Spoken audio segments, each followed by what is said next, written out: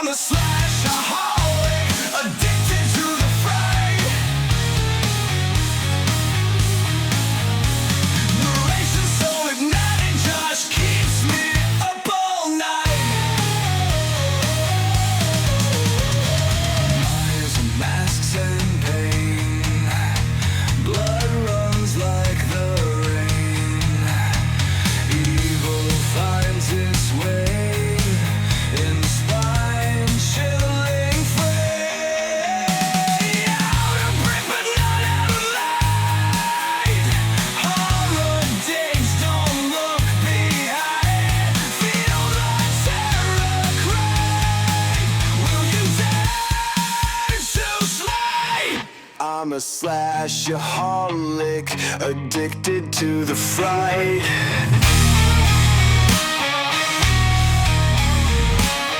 Narration so hypnotic, Josh keeps me up all night.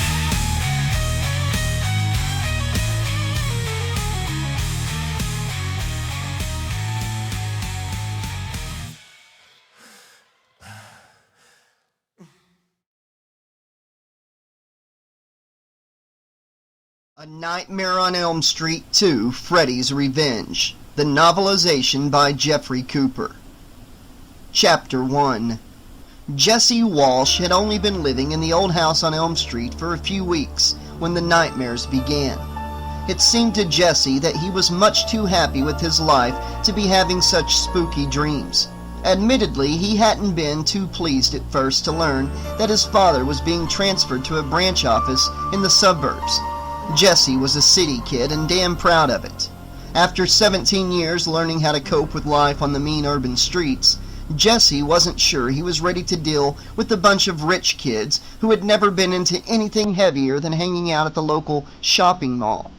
Much to his surprise, however, Springwood had turned out to be a pretty nice place to live. Living on a clean and quiet street in a virtually crime-free neighborhood was a refreshing change from life in the big city. And leaving the house each morning with no expectation of being beaten up or robbed on the way to school was something Jesse thought he could very easily learn to live with. Even the kids at school were turning out to be a lot hipper than he had expected.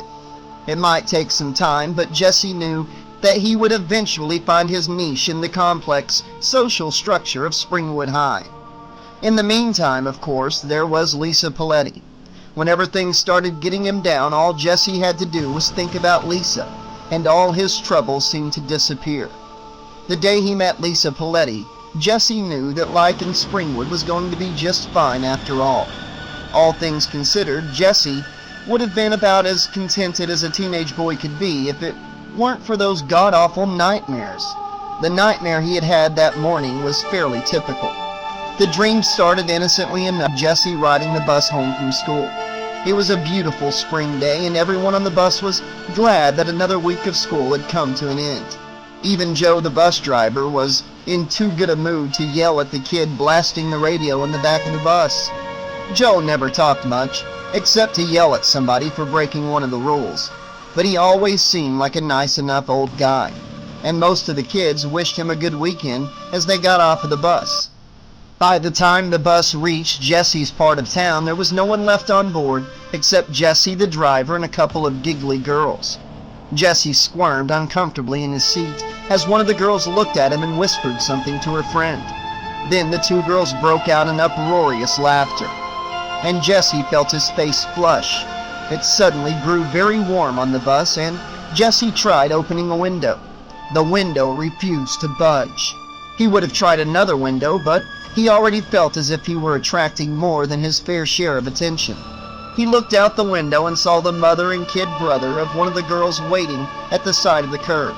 The girl stood up, waved goodbye to her friend, and walked toward the front of the bus.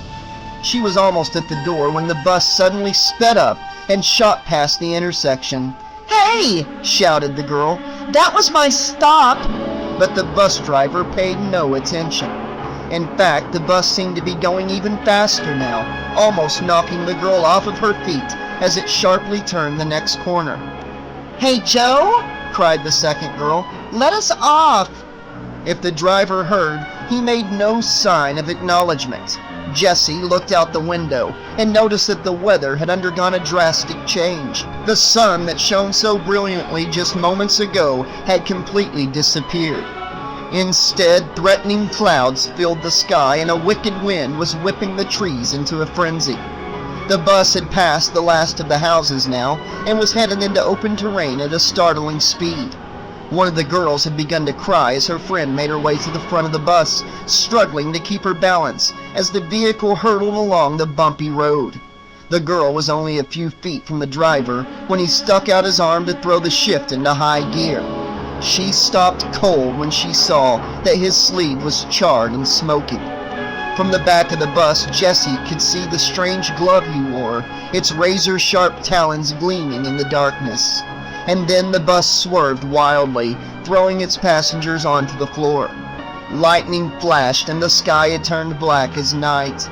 Thick clouds of steam poured out from under the hood of the bus as it crashed wildly through a wall of overgrown brambles on the side of the road. All hell broke loose as the bus hurtled over rocks and through ditches, leaving a trail of toppled trees in its fearsome wake. Skidding wildly across the desert landscape, the bus began to rumble and shake as if the solid earth below were about to explode. Jesse looked out the window just as the front wheel smashed into a jagged boulder and snapped off the axle. He held on for dear life as the smoke-filled bus rocked violently from side to side before bouncing to a bone-shaking halt. Slowly, Jesse and the two girls lifted themselves up off the floor. The temperature in the smoky bus was well over 100 degrees, and it was almost impossible to breathe the stifling air. Every door and window was still locked tight. And then the ground beneath the bus began to split apart, as if the planet itself was opening up at the seams. Huge chunks of land crumbled inward and toppled to oblivion, leaving the bus to teeter precariously on a narrow stone platform surrounded by nothing but a steamy abyss. Jesse smelled something burning. He looked to the front of the bus and saw that the dashboard was on fire, thick black clouds of smoke billowing to the ceiling. Then he saw the man who had been driving the bus lurch toward him, and he knew that the creature in the filthy red and green sweater was definitely not Joe the bus driver. Smoke rose from his body as if he himself had recently been on fire, and Jesse thought he saw hot globs of molten flesh dripping off the man's charred skin. And as the man walked toward the terrified passengers, his finger knives swept along the seats, leaving deep gashes in the green vinyl upholstery. Jesse knew he would never forget the horrible sound of metal scraping against metal as the horrible blades screeched against the ceiling and the steel support poles. The three teenagers shared one common desire now, and that desire was to escape from the madman in the dirty sweater. Desperately they raced from window to window, but every window was locked. One of the girls yanked hard on the emergency door lever and watched helplessly as the lever came loose in her hand. And then the driver stood before her, his awful taloned glove raised high. Jesse could see the man's horribly scarred face beneath his battered fedora hat, and he knew in that instant that the man wouldn't stop until everyone on the bus was as dead as he was. There was no way out, and Jesse knew it. No way out, that is, until his alarm clock went off and he woke up screaming as he had so many mornings before. "Why can't Jesse wake up like everyone else?" asked his kid sister at the breakfast table that morning. Angela was 11 years old and had never had a nightmare in her life. Having her big brother wake up with a scream of terror every morning was definitely starting to get on her nerves. "Good morning," Jesse mumbled, joining his family at the breakfast table a few minutes later. "Good morning, honey." Despite her cheerful greeting, there was an unmistakable look of concern on Shirley Walsh's expressive face. Jesse's mother was the only one in the family besides Jesse himself who seemed to be taking the nightmare seriously. His sister had no idea why her big brother was acting so weird, and his father was of the firmly held belief that the boy was much too old to be making such a big fuss over a couple of bad dreams. "You got your room straightened out yet?" asked Ken Walsh that morning. Jesse's father was a practical man who believed in practical solutions to life's little problems. He had never been reluctant to express his opinion about anything, and it was his often expressed opinion that the only thing wrong with Jesse was that he was a lazy kid who had been spoiled all of his life by an overindulgent mother. "It's getting there," said Jesse in answer to his father's question. It was the same answer he had given to the same question every day for the past month. In point of fact, Jesse's room was still cluttered with half-unpacked boxes of junk that he had to carefully circumnavigate every time he tried weaving his way in or out of the room.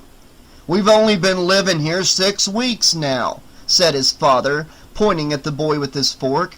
"I want that room unpacked by tomorrow night." Jesse nodded and yawned. "Would you like some eggs, Jesse?" asked his mother as she slid another panful of scrambled eggs onto her husband's plate. Jesse was about to reply when his mother noticed that Angela had thrust her hand deep into the box of breakfast cereal. "What are you doing, dear?" she asked. "I'm trying to get the Fu Man fingers," the girl replied, spilling Fu Manchus all over the kitchen table. Jesse glanced at the cereal box and saw a cartoon of the evil Oriental villain pointing at a bowl of cereal with one of his long pointed fingernails. Above the cartoon was the caption, "Free inside, Fu Man fingers." He gazed at the drawing of a hand wearing several of the long red plastic fingernails and felt himself shudder. "Jesse?" He looked away from the cereal box and made a conscious effort to give his mother his full attention. "Eggs?" she said. Jesse glanced at the drawing on the cereal box for another second and then shook his head. "No thanks, Mom," he said, wondering what it was about that picture that made him feel so uneasy. "I'll just have some milk." "Are you okay?" "I'm fine," said Jesse. "Just a little warm, I guess. It's really hot upstairs." "I know," said his mother, looking pointedly at her husband. "I wish you'd call someone to check out that air conditioning, Ken." Ken Walsh sat up straight in his chair, a butter knife clenched tightly in his hand as if he were preparing to do battle. "I know what's wrong with the air conditioning," he insisted. "Just needs a shot of Freon is all." "Uh-oh," said Jesse, a grin on his face. "Dad's fixing something again. Everybody hit the deck." "Don't be a smart-ass," said his father. Jesse caught his mother's disapproving look and tried hard not to laugh. "So," said his mother, eager to change the subject, "is school going all right?" "Okay, I guess," said Jesse with a shrug. "Are you making friends?" "You know how it is," he replied. Parents always asked how things were going at school, he thought, but you could never talk to them about the things that really mattered. The doorbell rang just as Angela managed to yank out a bagful of Fu Man fingers along with a half a box of Fu Manchu cereal. "That's Lisa," said Jesse, jumping out of his seat and grabbing his jacket off the hook near the front door. "I better get going." "Who's Lisa?" asked his father, but the question went unanswered. Jesse was already out the door. "Your timing was perfect," Jesse told Lisa as they walked briskly toward his beat-up old Falcon.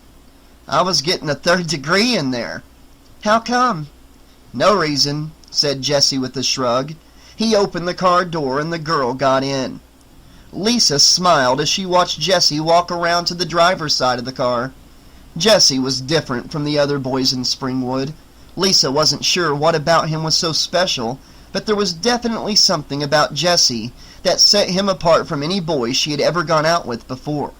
Not that they were really going out yet, Lisa reminded herself.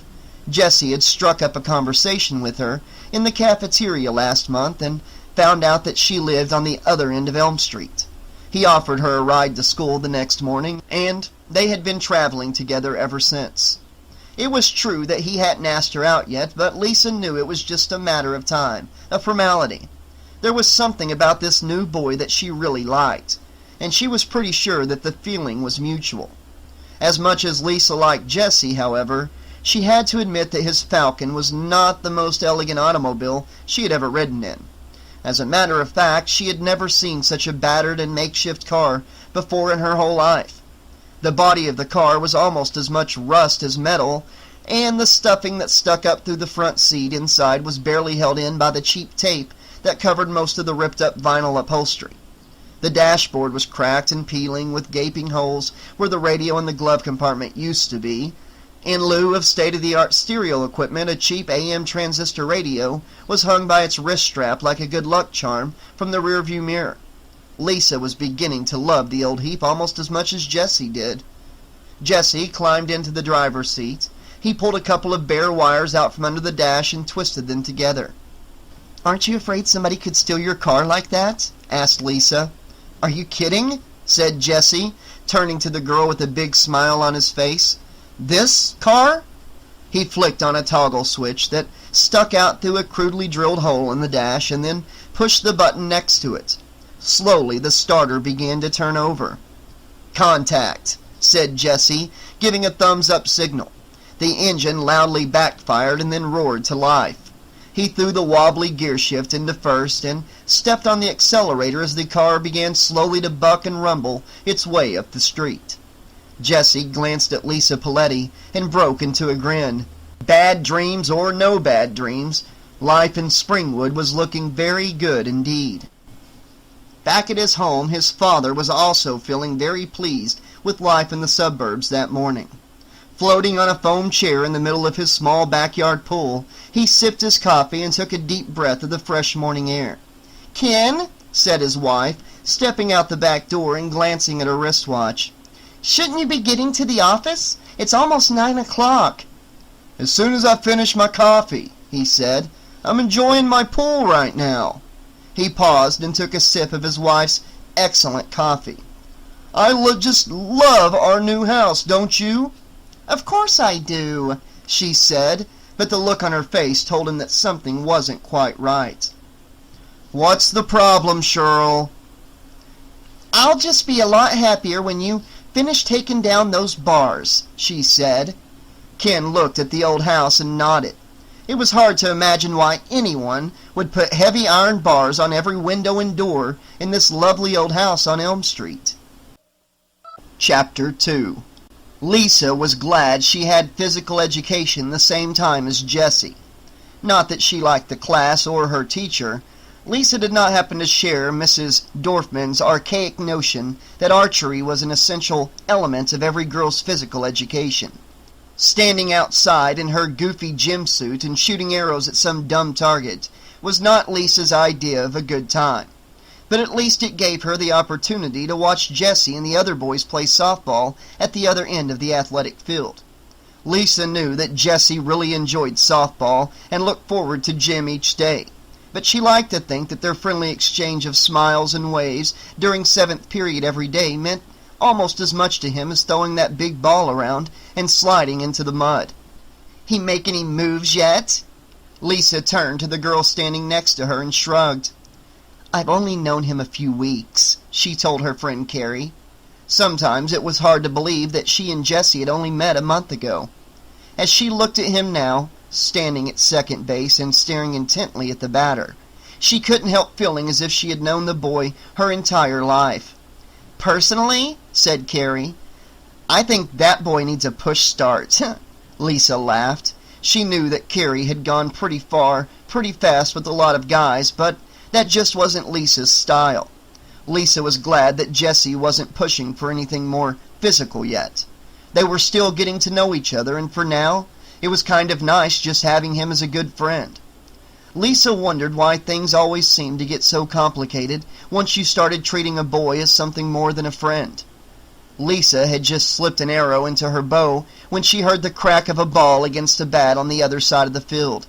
She glanced over to home plate and saw that Ron Grady had just sent the ball flying over the pitcher's head towards second base. She looked over to where Jesse stood and saw that he had chosen that inopportune moment to smile at her and wave. "Jesse!" she cried, but it was too late. The ball grazed him on the side of the head, and Jesse tumbled to the ground. Immediately, Jesse's teammates were at his side and helping him to his feet. He waved them away more embarrassed than hurt, and glanced over at Lisa to see if she had witnessed his fall. The girl smiled at him and shrugged. "You okay?" asked Coach Snyder, jogging over from his umpire's position behind home plate. "I'm fine," said Jesse. Snyder was an ex-Marine and a real hard character. Jesse had decided from the very beginning to do everything he could to stay on Coach Snyder's good side. Assuming, of course, that Coach Snyder had a good side. "Well, pay attention next time," shouted the coach, jogging back across the diamond. Jesse resumed his position at second base and found himself looking into the sneering face of Ron Grady. "Maybe you ought to, try something a little more your speed, Walsh," said Grady, taking a few steps toward third base. "Like, I don't know, knitting."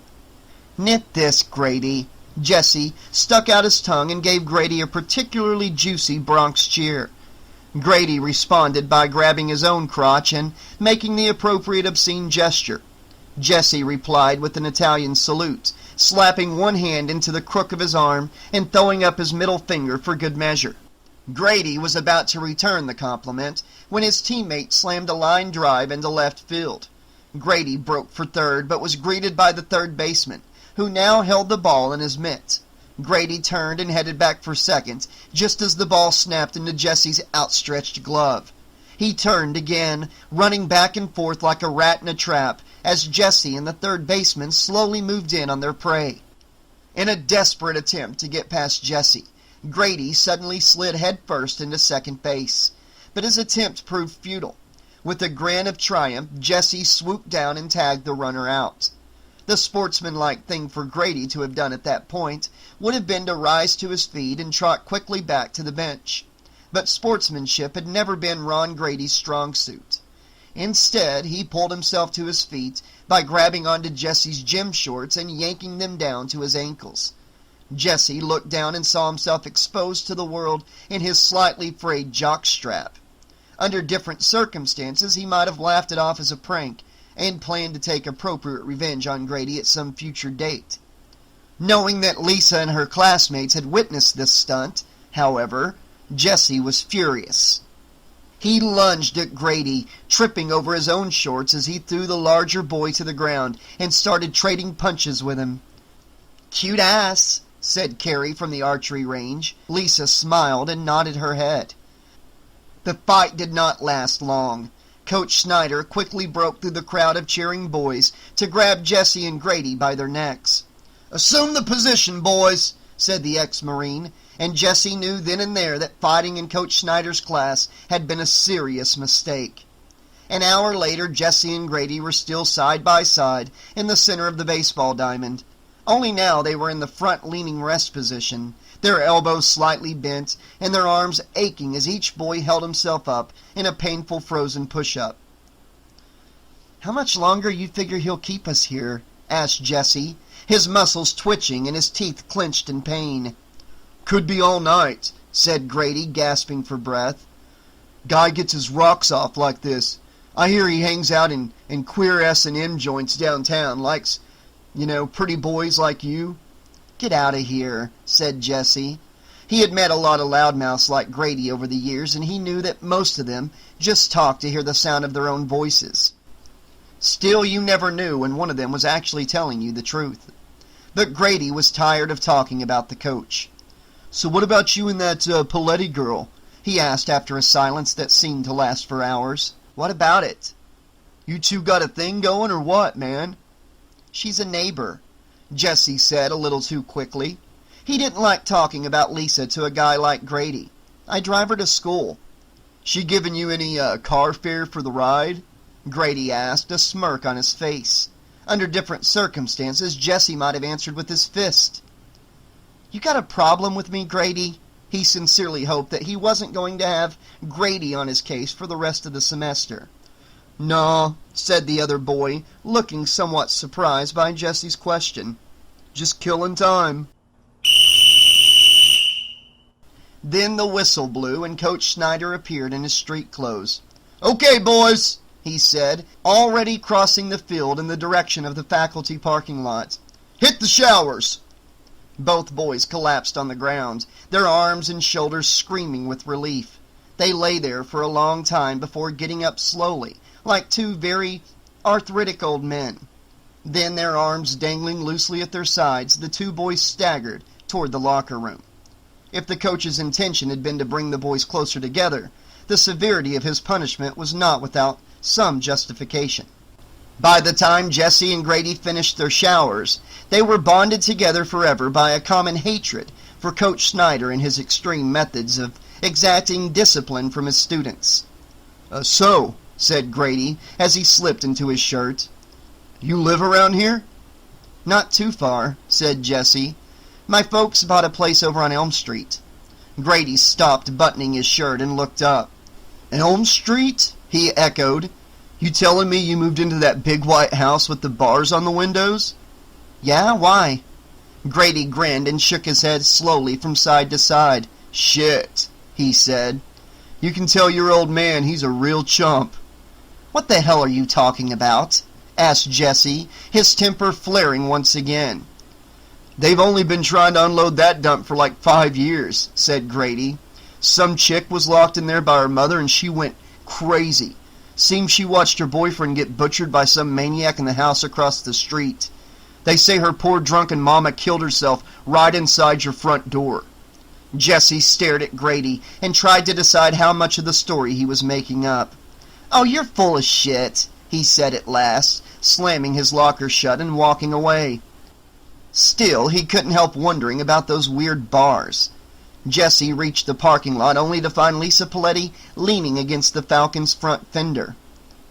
"You didn't have to wait," he said, although he was very glad that she did. "That's okay." Lisa smiled and shrugged her shoulders. "I wanted to." Jesse returned the girl's smile and opened the car door. For a moment he considered kissing her on her pretty mouth and telling her how glad he was to see her. Instead, he slid into the car and started the engine. "Are you okay?" she asked. Jesse looked at himself in the rearview mirror and shrugged. "I'm fine," he said, knowing that he didn't look it. An ugly bruise had appeared over his right eye where Grady's fist had landed during their brief scuffle. "Let me look at that eye," said Lisa. Jesse tilted his head back, suddenly feeling vaguely proud of his injury. "You really shouldn't be fighting with that jerk, you know."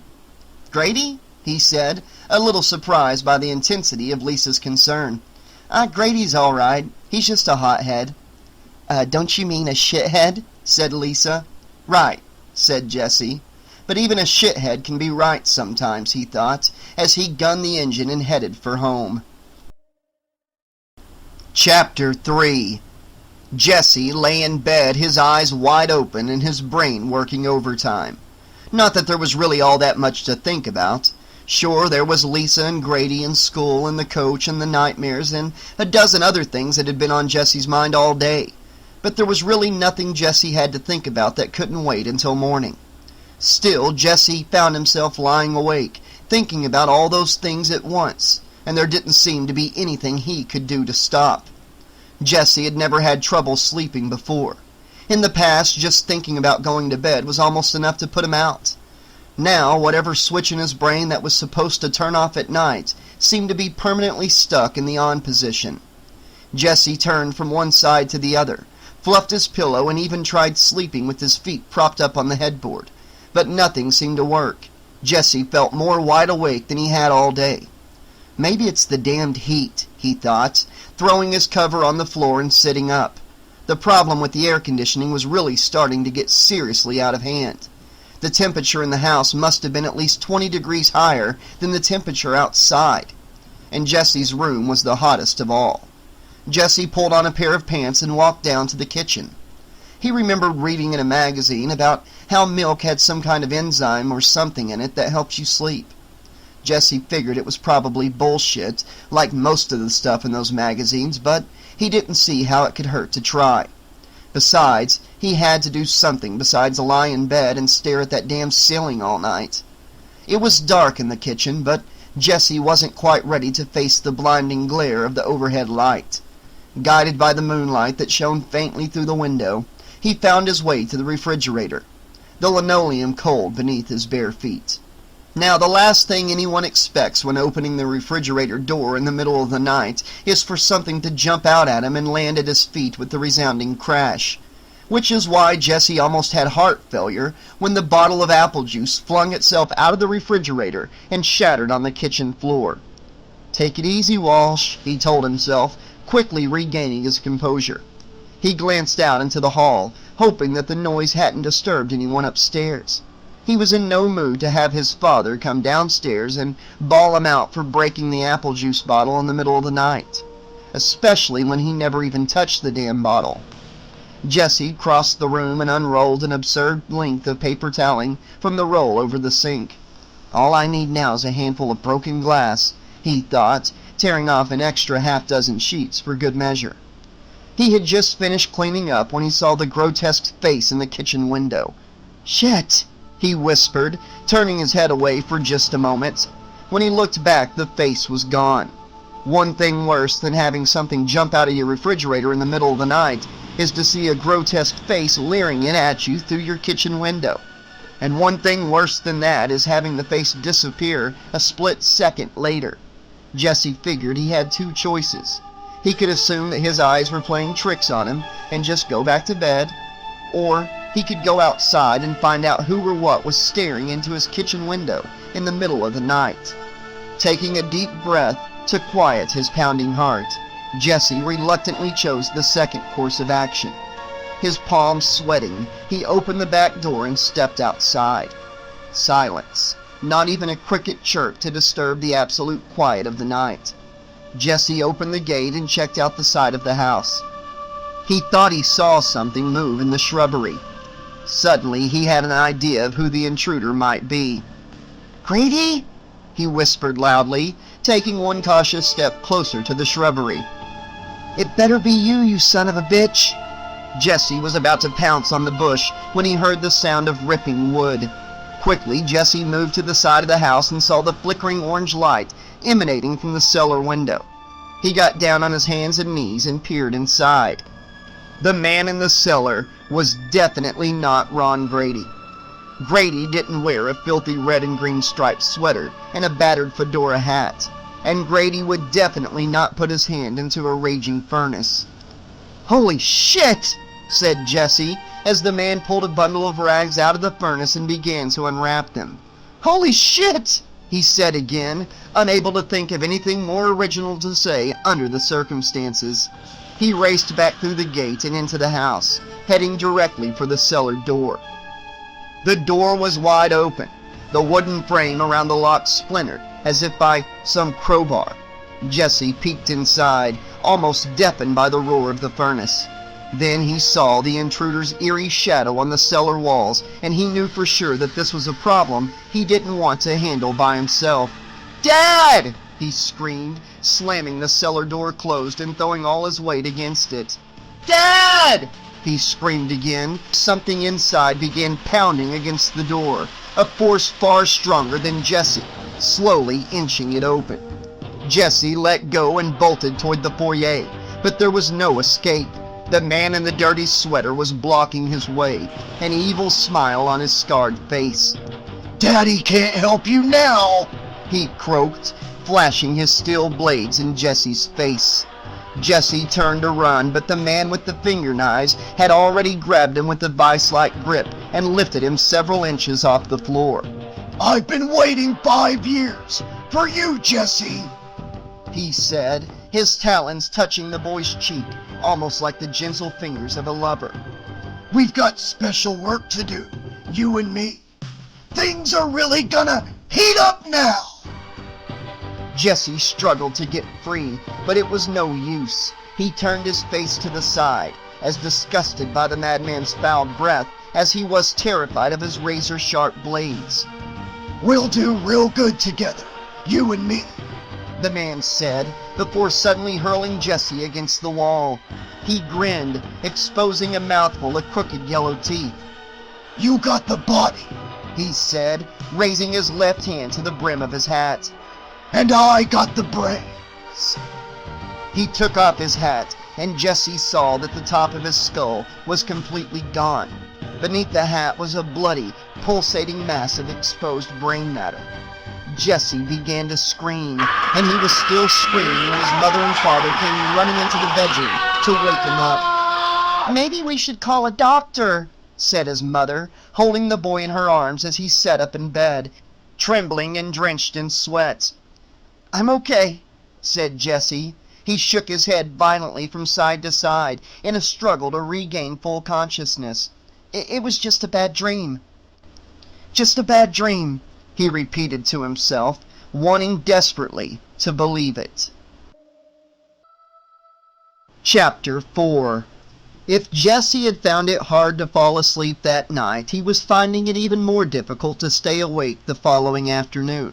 Even under the best of circumstances, Mr. Abel was not the sort of biology teacher who inspired students to dissect their frogs with unbounded enthusiasm or run to their guidance counselors to investigate careers in the biological sciences.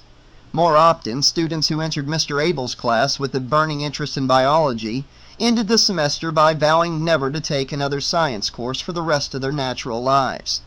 The subject of today's lecture was the digestive system, and Jesse was finding it more difficult with every passing moment to keep his eyes open. He had not enjoyed an unbroken night's sleep for weeks, and the sound of Mr. Abel's droning voice was proving to be just the sort of bland background noise that Jesse needed to lull himself to sleep. To review, said Mr. Abel, reading as always from the same notes he had been reading to students since landing his first teaching job many years ago. The solid waste, those nutrients that are not absorbed in the lining of the stomach, the large intestine, or the small intestine, that is, the alimentary canal, are passed out through the colon. Someone in the back of the room did an excellent impression of gas passing loudly through the human colon. Mr. Abel looked up and waited for the laughter to subside. The liquid nutrients, he continued, untroubled by his students' complete lack of interest, are then carried through an elaborate system of filtering, aided by the pancreas, liver, and the gallbladder. Jesse sat with his chin in his hand, his eyelids at half-mast, as the teacher droned on and on. He was not aware that Ron Grady was watching him from across the room. Or collected in the bladder to be expelled at a later time, Mr. Abel continued. And this entire process is kept moving through the circulatory system, the center of which is the heart. Mr. Abel paused dramatically, reached under his lab table, and plunked down the bloody heart of a calf. "Gross!" cried a girl in the front row, and she was clearly not alone in her opinion. Mr. Abel treated the class to one of his rare smiles. This was his favorite part of the semester, except, of course, for the day they dissected the fetal pig. Someone almost always passed out before that day was over. 4 chambers, he explained, using his index finger as a pointer, slipping it into each bloody chamber with great enthusiasm. Just like the human heart, from the body through the right auricle to the right ventricle, and out the pulmonary artery to the lungs. At that moment, Jesse was the only student in the room who was not completely grossed out by the teacher's revolting demonstration, and that was only because the boy was fast asleep, which was also the reason that he was unaware of the slithery serpent that had wrapped itself around his arm and was slowly making its way toward his face. It was not until the snake hissed and tickled his arm with its long forked tongue that Jesse opened his eyes and screamed, scrambling out of his seat while prying the reptile off of his arm. In an instant, Mr. Abel was at the boy's side. He plucked the snake expertly off Jesse's arm and dropped it into the nearby tank, from which someone had quietly removed it. "If you want to play with animals, Mr. Walsh," said the teacher, "may I suggest you join the circus?" Jesse felt himself flush with embarrassment as the class broke out in laughter and applause. He looked around and saw Ron Grady grinning at him from his seat next to the reptile tank. Jesse had all but forgotten the incident in biology by the time 7th period rolled around. Tonight he was going to be with Lisa, and nothing a jerk like Grady could do was going to put a permanent damper on his high spirits. It was unbearably warm in Jesse's room as he pulled his pants on over his bathing suit, but Jesse barely noticed the heat. Tonight promised to be the night that he and Lisa finally became more than just good friends. Jesse had been trying to work up the courage to ask her out all week, but somehow the time just never seemed right. He had planned to make his move at the big pool party Lisa was throwing at the end of the week, and hoped he wouldn't lose his nerve when the right moment presented itself. Fortunately, Lisa had taken the matter into her own hands.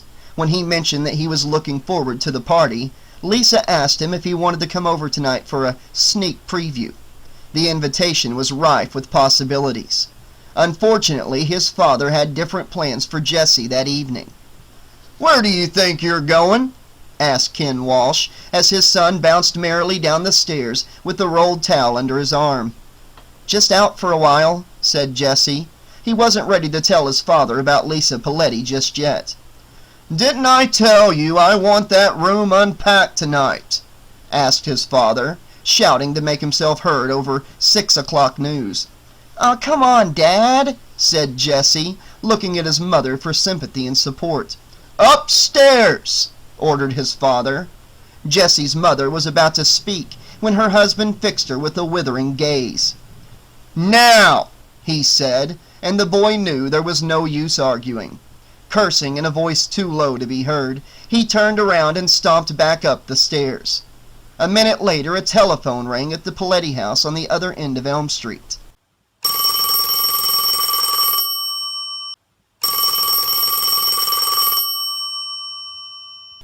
"There's a Jessie on the phone," Mrs. Paletti informed her daughter, sticking her head out through the sliding glass doors that led to the pool. "Thanks, Mom." Lisa hoisted herself out of the pool, threw a towel around her shoulders, and picked up the wireless phone on the poolside table. "Jessie, hi. Oh, that's okay. Well, I'm sorry you can't make it." "No, I understand. Parents can be real pains. I'll see you in the morning, okay?" Jesse hung up the phone and threw himself down on the bed. So he wouldn't be going swimming with Lisa tonight. Big deal. He'd have plenty of time to be alone with her at the party. Besides, he was still going to see her in the morning, and that was certainly something to feel good about. Having convinced himself that the world was not coming to an end, Jesse sat up and surveyed the room that he was now obliged to put into some semblance of order. It was clearly going to be no easy task. Jesse had decided long ago that no unpleasant chore should ever be undertaken until the proper musical accompaniment had been chosen. He pulled a shoebox out of one of the many open cartons surrounding the bed and rifled through his collection of cassettes. He picked out one of the tapes, popped it into his cassette player, and turned up the volume. There was a searing lead guitar solo on the tape now, and Jesse danced over to the mirror, miming a brilliant air guitar riff. "Looking good," he told himself, swinging over to the desk in time to the driving beat of the music.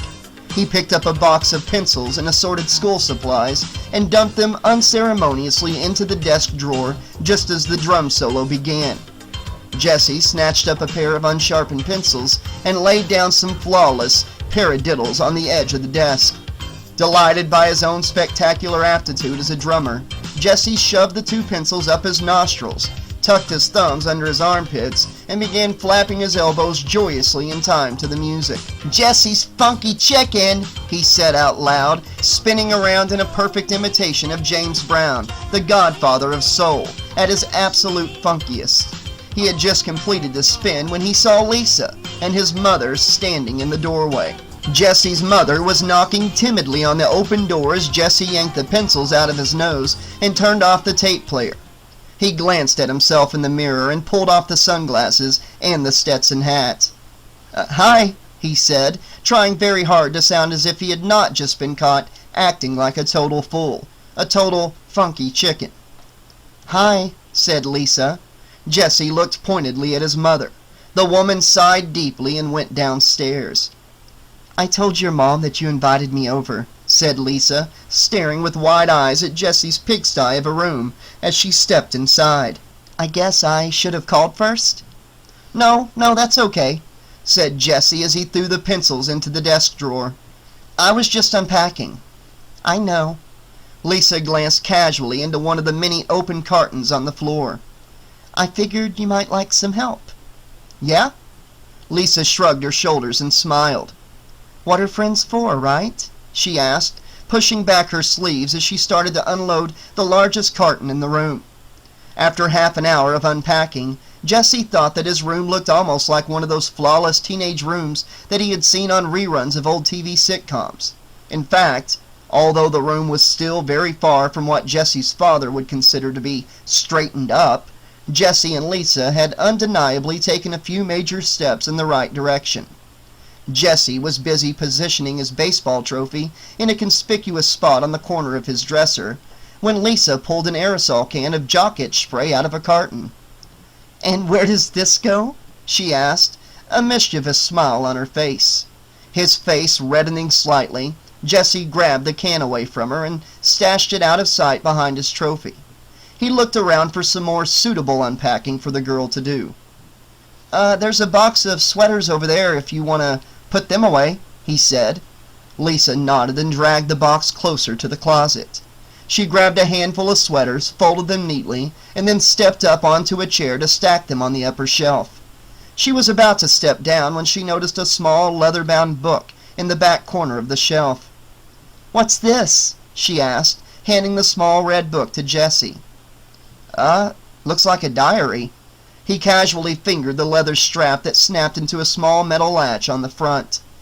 Lisa took the book back and sat down at Jesse's desk chair. She glanced at the boy for a moment and then opened the latch. When Jesse didn't object, she opened the book and began to read out loud. Nancy Thompson, 323 Elm Street. Hey, this thing is 5 years old. Jesse stepped forward and looked over Lisa's shoulder. You know her? He asked. Before my time, said Lisa with a shake of her head. I just moved here 3 years ago myself. Lisa flipped a few pages and resumed reading. February 17th, my birthday. Daddy came by today with a big old stuffed bear for me. He took me to dinner and a movie. When we got back, he and Mother had another one of their fights. He left angry. I wish they would stop fighting. Jesse went back to unpacking, clearly uninterested in the problems of some girl who lived here 5 years ago. I think it's sad, said Lisa, continuing to leaf through the pages of the diary.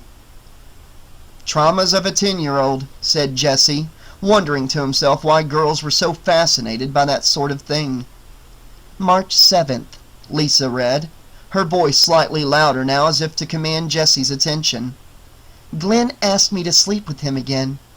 Jesse stopped what he was doing and started paying attention. I can't yet, the diary continued. I like him and I want to make him happy, but I'm not sure that I love him. I can't sleep with someone I don't love. That's typical, said Jesse, suddenly extremely aware that he was alone with Lisa in his bedroom. I hope she didn't expect to make the bestseller list with this thing. Lisa ignored him and continued scanning the pages. Listen to this, she said. Sometimes when I'm lying here in bed, I can see Glenn across the way getting ready for bed. His body is slim and smooth. I know I shouldn't watch, but that part of me that wants him forces me to. That's when I weaken. That's when I want to go to him. Jesse strode quickly across the room and took the book from Lisa. He reread the passage and then turned the page, with a disappointed look on his face. That's it? He said, flipping through the pages. Wait, she skipped a week. He looked at Lisa for a moment and then read out loud. March 15th. He comes to me at night, horrible, ugly, dirty, under the sheets with me, tearing at my nightgown with his steel claw. Jesse paused. There was something about the steel claw. He keeps taking me to the boiler room. He wants to kill me. Jesse turned the page, and suddenly his hands began to tremble. What is it? asked Lisa. Jesse handed her the book. There was one sentence scrawled across the page. Tina is dead. Jesse took the book back and read the next page aloud. Rod's been killed. He got Rod. There's just Glenn and me now. Mustn't fall asleep. Are you okay? asked Lisa, alarmed as much by the expression on Jessie's face as by the weird diary entries. "It's just something Grady told me today," said Jessie. "About the people that lived here before. He said the girl went crazy after she saw her boyfriend get killed across the street." Lisa was about to tell him what she thought about Ron Grady and his stupid stories when Jessie's mother walked in. "How's it going?" she asked cheerfully. "Okay," said Jessie, hiding the diary behind his back. He wasn't quite ready to talk to his mother about the strange book or about Grady's spooky story. "It looks great in here," said his mother, smiling as she surveyed the room. "I thought you kids might like to take a break. I've got some cold cider downstairs." Lisa glanced at Jessie's alarm clock and shook her head. "Thanks," she said, "but I'd better be going. I've got a major paper due at the end of the week." "Let me know if you change your mind," said Jessie's mother before leaving the room. There was something about this girl that she really liked. Jessie waited until his mother was gone before turning back to Lisa. "You sure you have to go?" he asked. "I'm afraid so," she replied. "World history, but I'll see you in the morning, right?" Jessie smiled and nodded his head. "Let me know how that thing turns out, okay?" said Lisa, pointing to the diary. Jessie looked down at the book that he still clenched tightly in his hand. His fingers had left a deep indentation in the diary's soft leather binding. Chapter 5. "It's kind of warm in here, isn't it?" Jessie's mother had just finished covering the parakeet cage, as she did every evening around that time. She didn't like to complain, but she had never seen birds sweat before. Ken Walsh glared at his wife and wiped the perspiration off his forehead. She had been after him for the past several days to do something about the air conditioning, and now it was unbearably warm in the house. Ken hated to be proved wrong about anything, especially in front of Angela and Jessie, but he had to admit to himself that he had waited a little too long to put in the damned Freon. He climbed out of his recliner and walked over to the thermostat near the kitchen door. "It's 97 degrees in here!" He immediately pulled the cover plate off the thermostat and began fiddling with the coil. He wasn't exactly sure what he was doing, but Ken Walsh was a man who believed that it was always better to be doing something than not to be doing anything at all. Jessie was aware of the intense heat the moment he walked in the room. It was warm throughout the house, but the heat was especially oppressive in the living room that evening.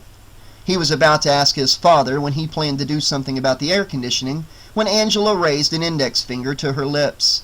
"Shh," she said. "The birds are sleeping."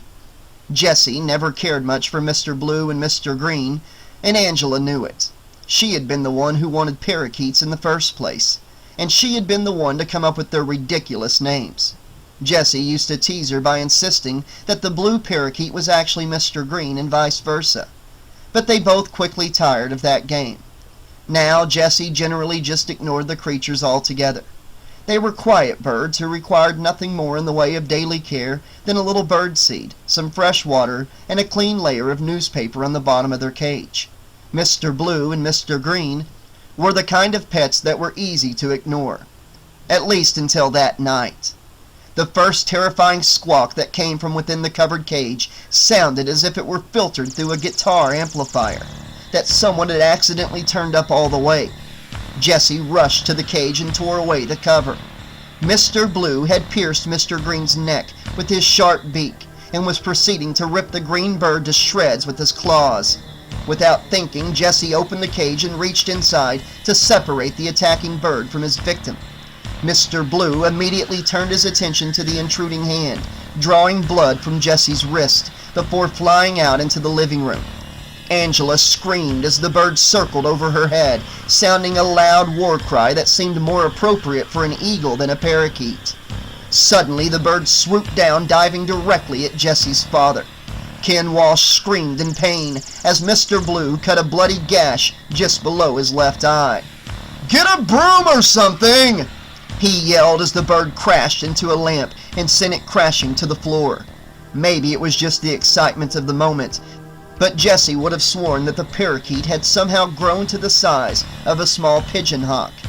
The bird was hovering around the light fixture now, its beak and most of its head covered with blood. Jesse's mother had handed her husband a broom, and he began swatting wildly at the fast-moving bird.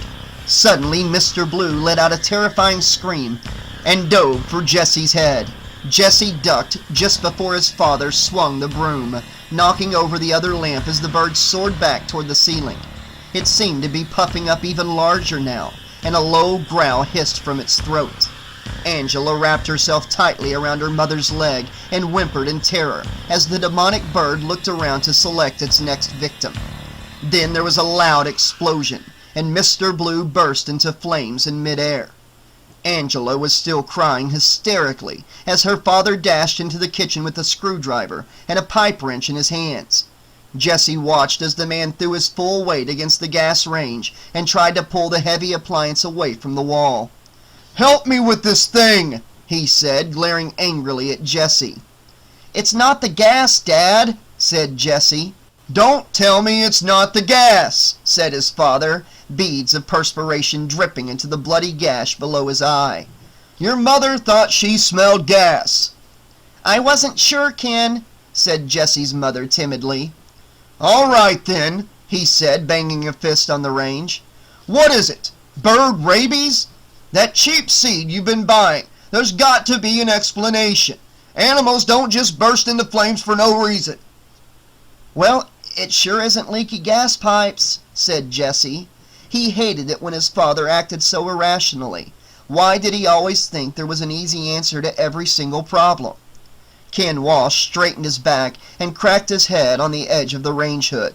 Clutching his head with one hand and groaning in pain, he whirled around and pointed an accusing finger at Jesse. "You set this whole thing up, didn't you?" he said, a gleam of sudden revelation in his eye. "This is one of your sick jokes, isn't it?" "Oh, Ken," said his wife in disgust. "You know what I'm talking about." He lifted his wrench to shoulder level and took a step closer to Jesse. "What did you use, a firecracker? Some kind of cherry bomb?" Jesse shook his head, refusing to believe that his father could even think of accusing him of such a thing. "I don't have to listen to this," he said, storming angrily out of the kitchen. "You come back here!" yelled his father, but Jesse was already halfway up the stairs. Ken Walsh stared blankly at the pipe wrench in his trembling hand, before turning to his sad-eyed wife. "I don't know, Cheryl," he said, taking her in his arms. "He used to be such a good kid." Sleep came easily to Jesse the night Mr. Blue exploded. Between parakeets bursting into flame and the incredible stuff he had been reading in Nancy Thompson's diary, Jesse figured that going to sleep was the only sensible thing to do if he wanted to hold on to his sanity until morning.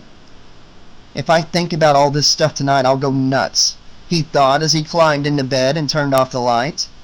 Jesse pulled the cover up over his head and closed his eyes, confident that things would begin to make more sense after a good night's sleep. It was a good plan, but it didn't work out exactly the way he had hoped. Shortly after 2 o'clock in the morning, Jesse emerged from his room and stepped lightly past his parents' bedroom. He went downstairs into the dark foyer and paused for a long moment at the cellar door. There was something Jesse had to do, but he knew that doing it was going to change his life forever. Jesse wasn't sure he wanted his life to change, not now, and certainly not like that. "Do it," he whispered aloud, reviving his rapidly failing courage. He took a deep breath, opened the door, and turned on the light. Slowly, he climbed down the stairs and approached the furnace. He squatted down, reached past the door, and pulled out a heavy object wrapped in a bundle of dirty old rags. And then the furnace switched on with a deafening roar, and flames filled the iron firebox. "Hot enough for you?"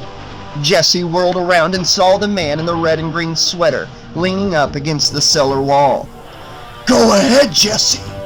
Do it," the man croaked, nodding his head at the obscene object in Jesse's hand. "Try it on, for size!" Jesse looked at the glove and saw that the dull and rusty blades were now razor-sharp and gleaming in the dim light. "What do you want?" Jesse demanded, instantly dropping the glove on the cellar floor.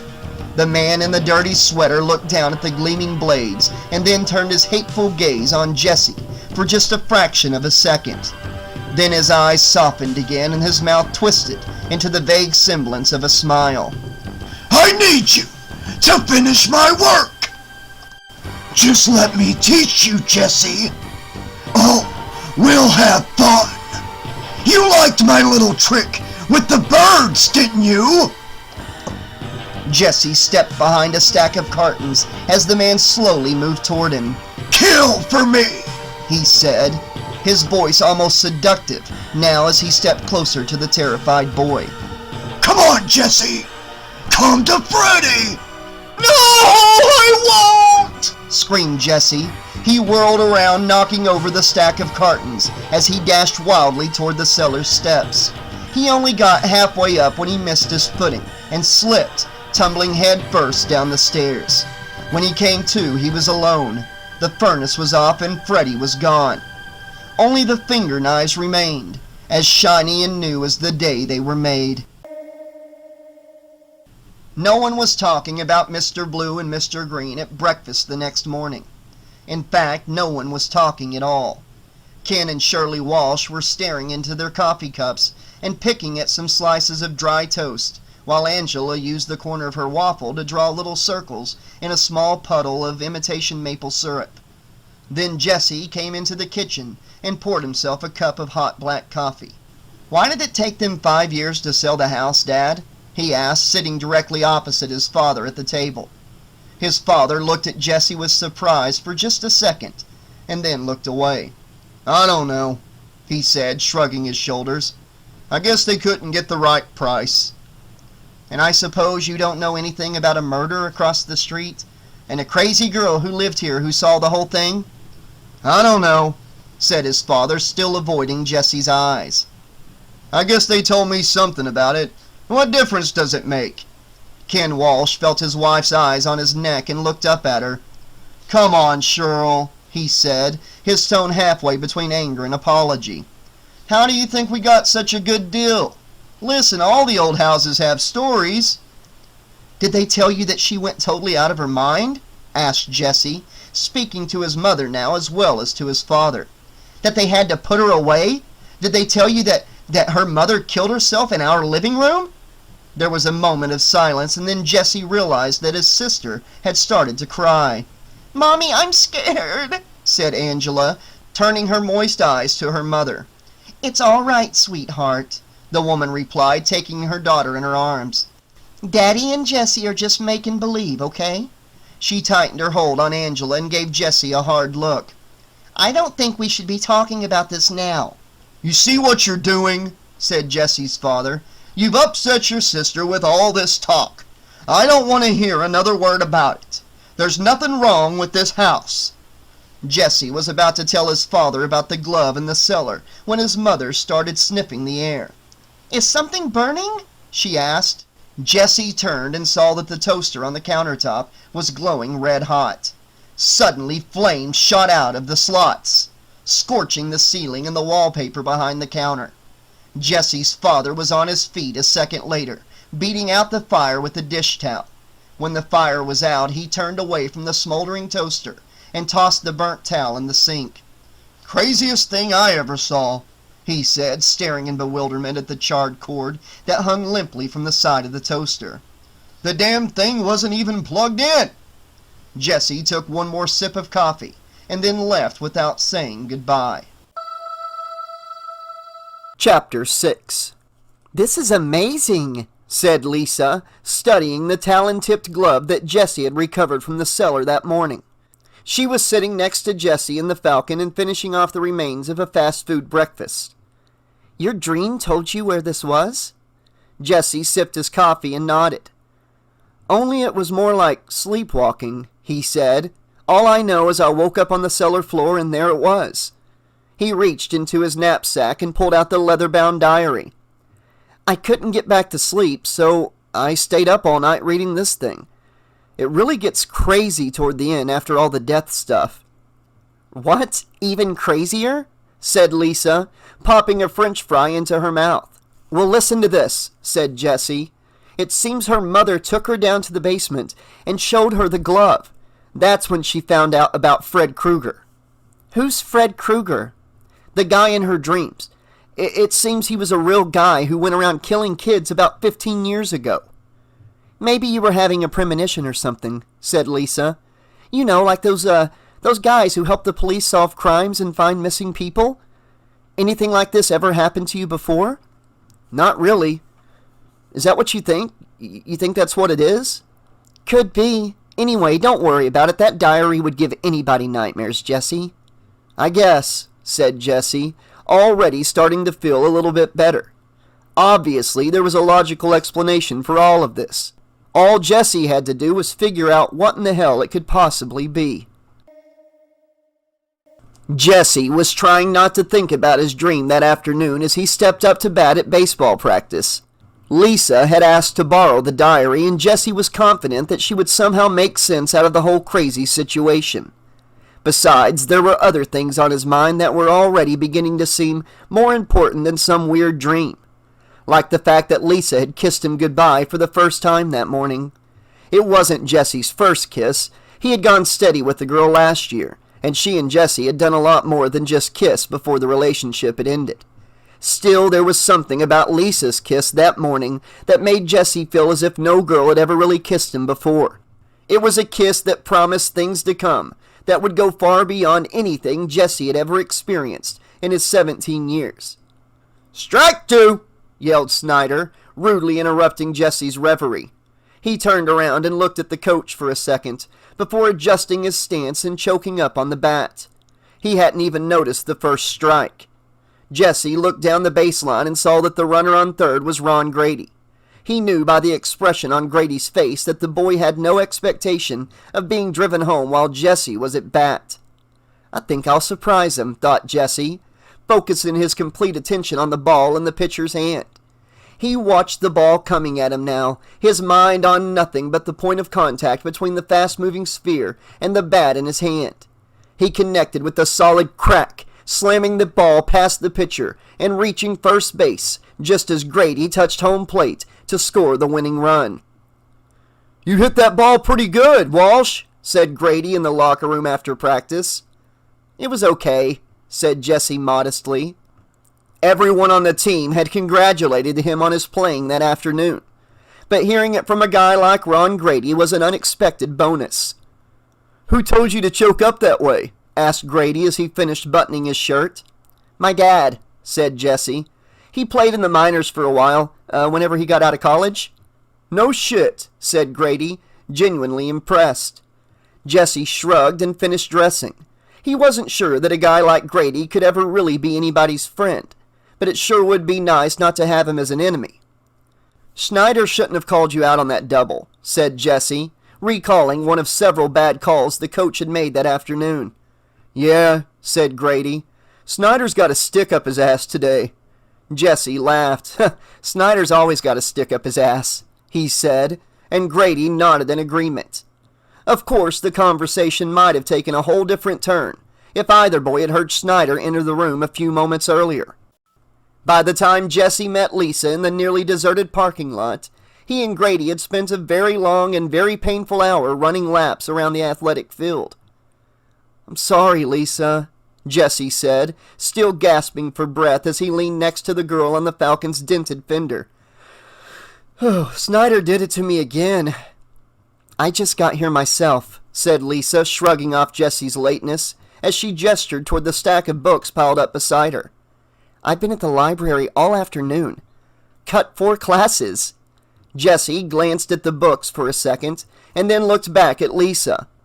"What's all this, Lisa?" "Research," she replied. She smiled at him and then gave him a quick kiss. "Let's go for a ride and I'll tell you all about it." They were driving down a country road that Jesse had never seen before when Lisa started leafing through one of the books on her lap. "I'm convinced that you had a genuine psychic vision," she said, ignoring Jesse's skeptical look. "At first I wasn't so sure because you said you never had anything like that happen to you before. But it says in this book that almost everyone has the potential to tune into the other world, even though most people never do. It has something to do with the environment. Like they have to be in a place that's sending signals. Like a haunted house? Asked Jesse. The girl gave him a look that made Jesse wish he had kept his comment to himself. Sorry, Lisa, but I just don't believe in ghosts. You don't have to, she said. You just have to believe in energy. You've got electricity in your body, don't you? Sure. Jesse remembered Mr. Abel's lecture on the central nervous system. Neurons, synapses, and all that stuff, yeah?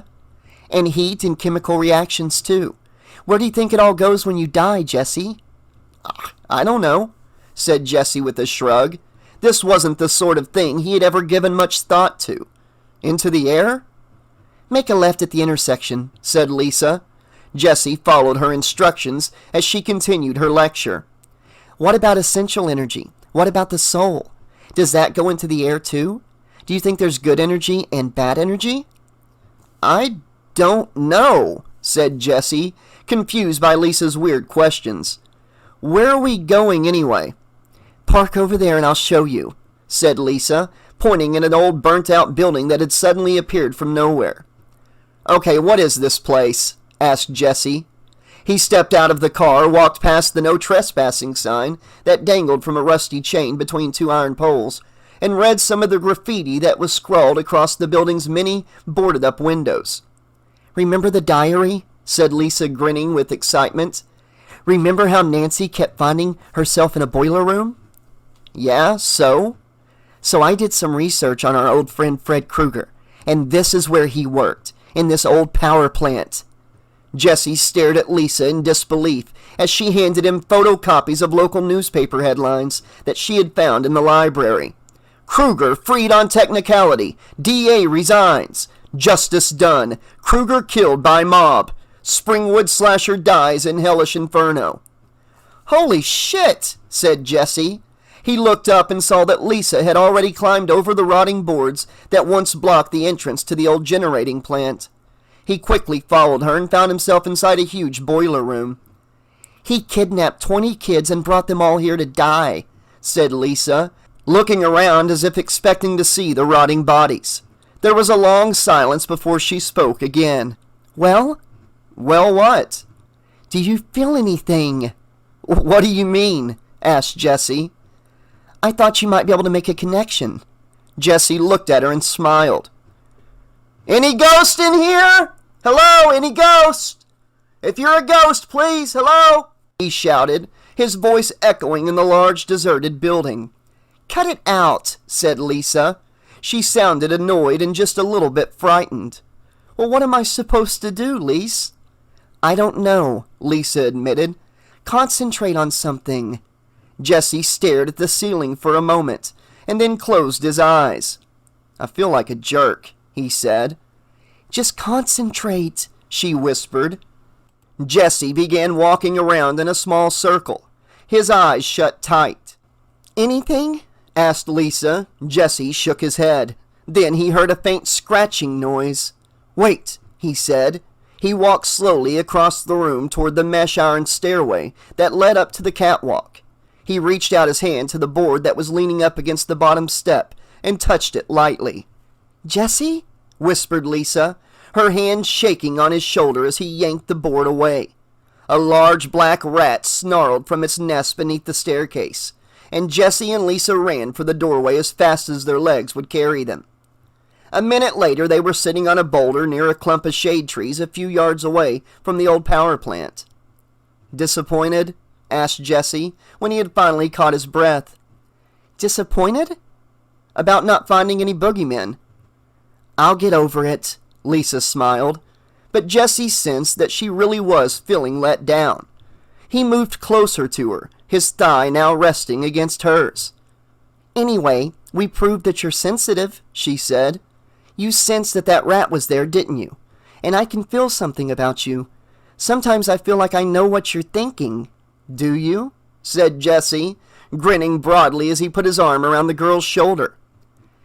Maybe it only happens when you're sleeping, said Lisa, snuggling up a little closer. That's the way it was with Nancy, wasn't it? Now there's an idea, said Jesse. Maybe we should drive out to the beach tonight and lay out a couple of blankets and see what happens when I fall asleep. Lisa smiled and caressed the hand that rested on her shoulder. "Maybe we should," she said, her voice very soft. "Strictly for science, of course." "Oh, of course," said Jesse, his lips now almost touching hers.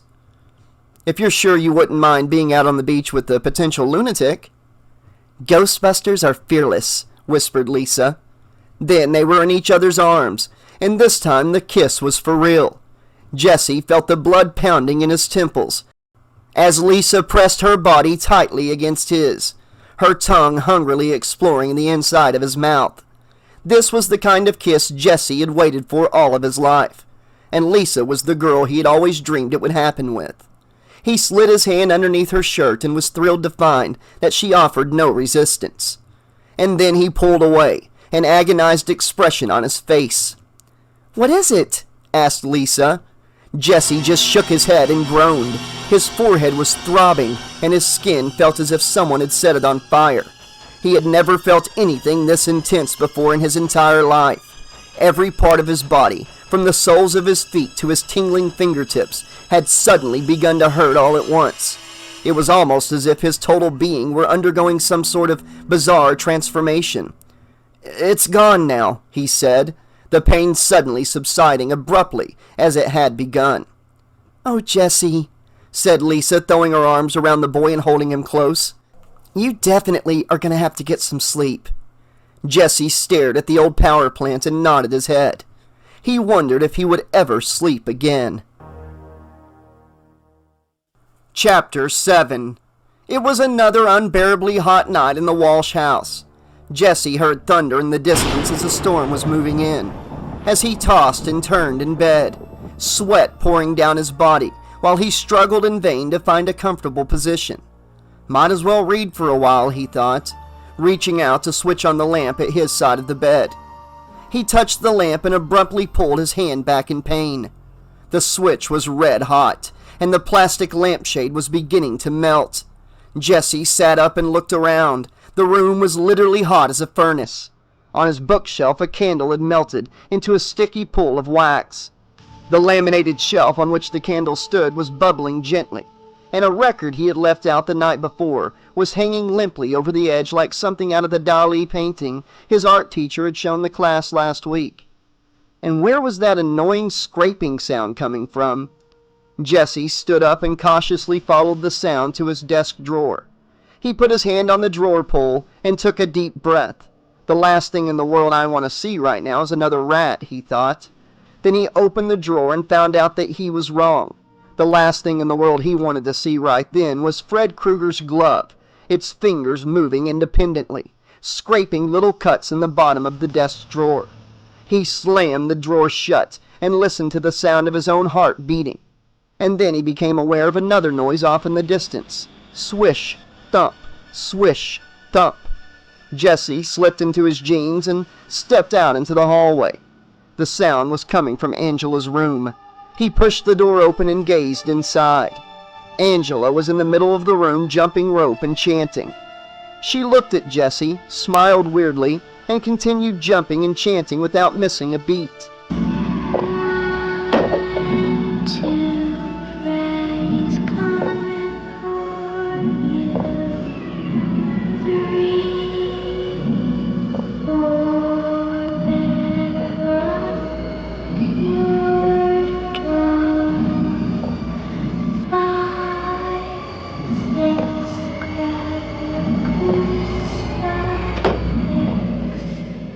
Jesse slammed the door and ran down the stairs. He went into the kitchen and looked out the window. There was a serious thunderstorm raging outside, with the strange bluish lightning that was almost too bright to look at. Jesse clapped his hands over his ears as the sky itself seemed to split open, a multiple flash of lightning followed by the loudest clap of thunder he had ever heard.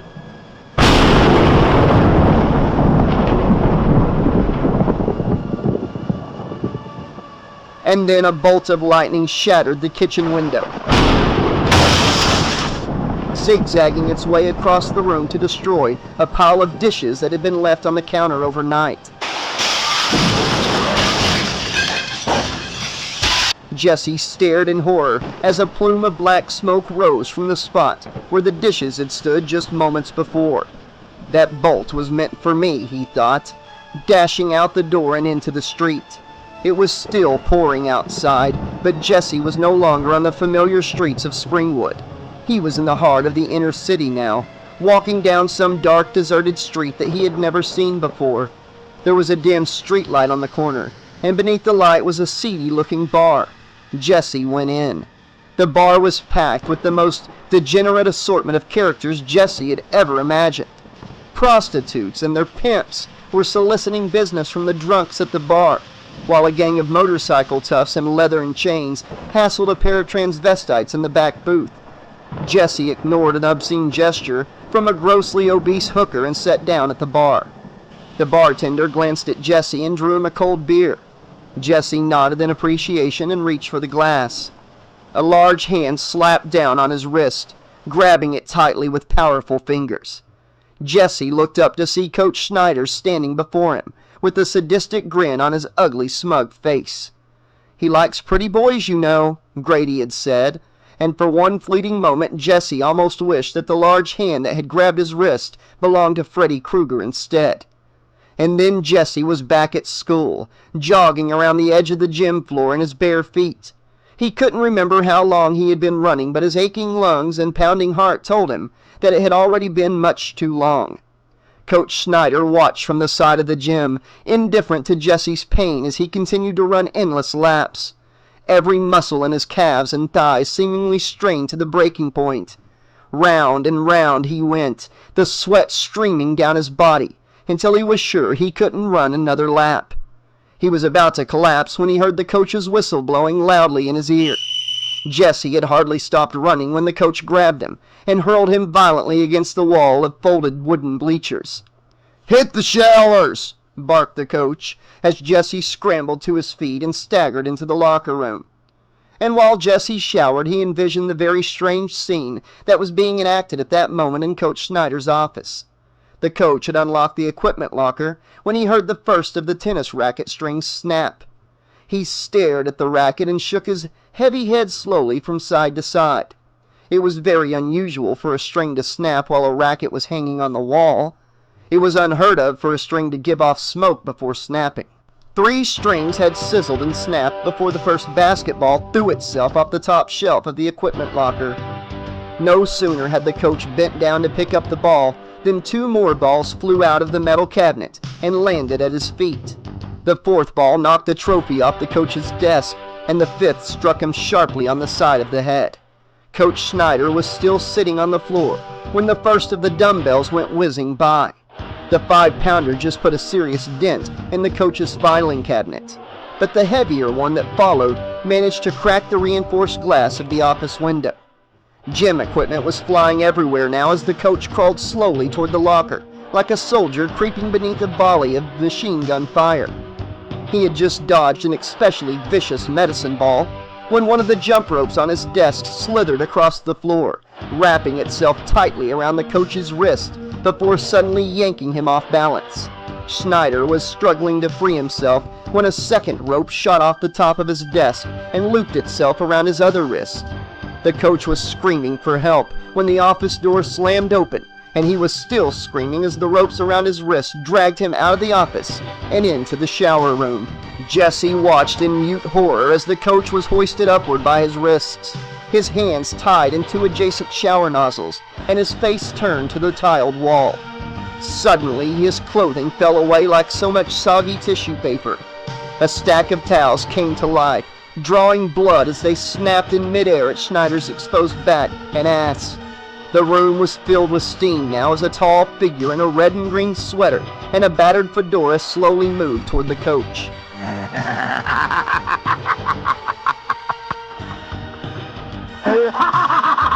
Cackling insanely, the man in the red and green sweater lifted his right arm to reveal the 4 sharp blades that fit so perfectly into the cutaway fingers of his glove. And then he brought the blades down, cutting 4 long, deep tears into Coach Schneider's flesh. The coach screamed in agony as the blood began to ooze from his wounds. But his screams seemed only to delight the man with the deadly finger knives. Again and again he struck, slashing away even as his victim's body went limp and blood began to flow from the shower heads. And then Jesse too went limp, falling to his knees in a crimson pool as he stared in disbelief at the bloody glove on his own right hand. Ken Walsh was rudely awakened from a dream of his own when the police brought Jesse home that night. "This belong to you?" asked the burly cop in the rain slicker. Jesse stood at his side wearing nothing but a large woolen police blanket. His father nodded his head in disbelief as the policeman shoved Jesse into the house. "We found him wandering around out on the highway in the rain, completely naked. Try to keep a leash on him, capiche?" Jesse's father thanked the officer for his trouble. He waited until the man was gone before turning to Jesse. "Let's put our cards on the table," he said in a surprisingly calm voice as he paced the kitchen floor. Jesse sat at the table sipping the hot tea his mother had just made for him. "There's not going to be any retribution. No fire and brimstone. I just have 2 questions for you, son. You answer them and then we'll all go to bed, okay?" Jesse took another sip of tea and nodded weakly. "Fine," said his father. "What are you taking, and who are you getting it from?" Jesse almost choked on his tea. He shook his head from side to side. "I'm not taking drugs, Dad." He turned to his mother, who sat staring at him from across the table. "Can I go to bed now?" "Go ahead," she said, touching his cheek softly with the side of her hand. Jesse's father was still nodding his head slowly, even after Jesse had left the room and disappeared up the stairs. "Oh, he's on something," he said, as sure of his son's drug use as he had ever been sure of anything in his life. Jesse's father had not changed his mind by daybreak. He was perched on a ladder removing the security bars from an upstairs window when he saw Jesse run out of the house and jump into his car. "He needs professional help," said Jesse's mother as the boy drove off. "I think we should take him to a psychiatrist." "Are you nuts?" asked her husband. He had plenty of problems in his own life, but he had never gone running off to get his head shrunk by some quack with a beard and a funny accent. "What the hell is that going to accomplish?" "I don't know," she admitted. "I just know he needs help, and we don't know how to give it to him." Ken began climbing down the ladder, an argumentative expression on his face. Suddenly his wife turned to him and pointed a threatening finger in his direction. "Don't fight with me on this," she said, before he could speak. Then she turned away and stomped back toward the house. "He needs a kick in the butt is what he needs, I tell ya!" Ken shouted. "The boy needs a methadone clinic!" Cheryl whirled around with the fierce expression that her husband had never seen before on the woman's face. "Oh, blow it out your ass, Ken!" she said. He was about to reply when he suddenly lost his footing and fell off of the ladder. Jesse had hardly said a word to Lisa during the entire drive to school that morning. "I wish you'd tell me what was bothering you," she said as he pulled into the student parking lot. "I'm fine," said Jesse, avoiding the girl's eyes. How could he possibly explain what was happening when he hardly understood it himself? "You didn't say more than 2 words to me the whole way here," Lisa persisted. "You had another nightmare, didn't you?" "Yeah," he said, reluctant to go into detail. "I definitely had a bad night." "Do you want to talk about it?" Jesse turned to her and looked her straight in the eye for the first time that morning. "My dad thinks I'm on drugs, my mom thinks I'm crazy, and I'm beginning to think maybe my mom is right. Okay?" Lisa was about to assure him that everything would be all right when Jesse noticed the crowd that had gathered in front of the gym entrance behind the athletic field. "Oh, God," said Jesse, already imagining the worst as he jumped out of the car and dashed across the parking lot. Lisa quickly followed, chasing after the boy as he pushed through the crowd that pressed up against the police barricade. "What's going on?" asked Jesse, picking Ron Grady out of the noisy crowd. "Where you been, man?" said Grady, shouting to make himself heard over the hubbub. "Fucking Schneider got himself wasted last night." Jesse turned pale, shaking his head slowly from side to side as Grady continued. "Fucking guy was working late, and some fruitcake comes in and slices him up like kielbasa. Right in the shower, bro. They say there were bloody footprints all over the... But Jesse had already run off, his hand clamped over his mouth, in a futile attempt to keep his breakfast from coming up. "What's with him?" Grady asked Lisa, but the girl just stared at Jesse and wondered the same thing. That night an intruder visited the Walsh house. Slowly he climbed the long flight of stairs from the cellar, and then continued upstairs to the second floor. On tiptoes the intruder quietly passed by Jesse's bedroom, and then paused before the room in which the boy's parents were fast asleep. He listened to Ken Walsh's loud snoring for a moment, before continuing to Angela's room and quietly opening the bedroom door. The little girl slept peacefully in her bed, oblivious to the shadow cast by the intruder, who stepped between the girl and her nightlight. Angela shifted her small body toward the center of the bed as a taloned glove reached out and pulled back the covers. The intruder leaned forward, his breath hot on the slumbering child's soft neck. "Wake up, little girl!" he said, his voice hoarse and vaguely seductive. Angela opened her eyes and looked into the intruder's face. "What time is it?" she asked sleepily. Angela smiled sweetly as she gazed at her big brother, his face drenched with sweat and every muscle in his body tightly clenched. "It's late," he whispered in his own familiar voice. He looked around, wondering what he was doing in Angela's room in the middle of the night. "It's okay, go back to sleep." Angela nodded, closed her eyes, and instantly went back to sleep. Jesse reached out to cover her, and was startled to see the deadly glove of Freddy Krueger on his own right hand. Jesse spent the rest of the night in his room, drinking black coffee, and wondering how long a person could survive without sleeping. Chapter 8. Carrie Miller gazed at the gorgeous hunk swimming beside her in Lisa Paletti's oversized swimming pool and sighed.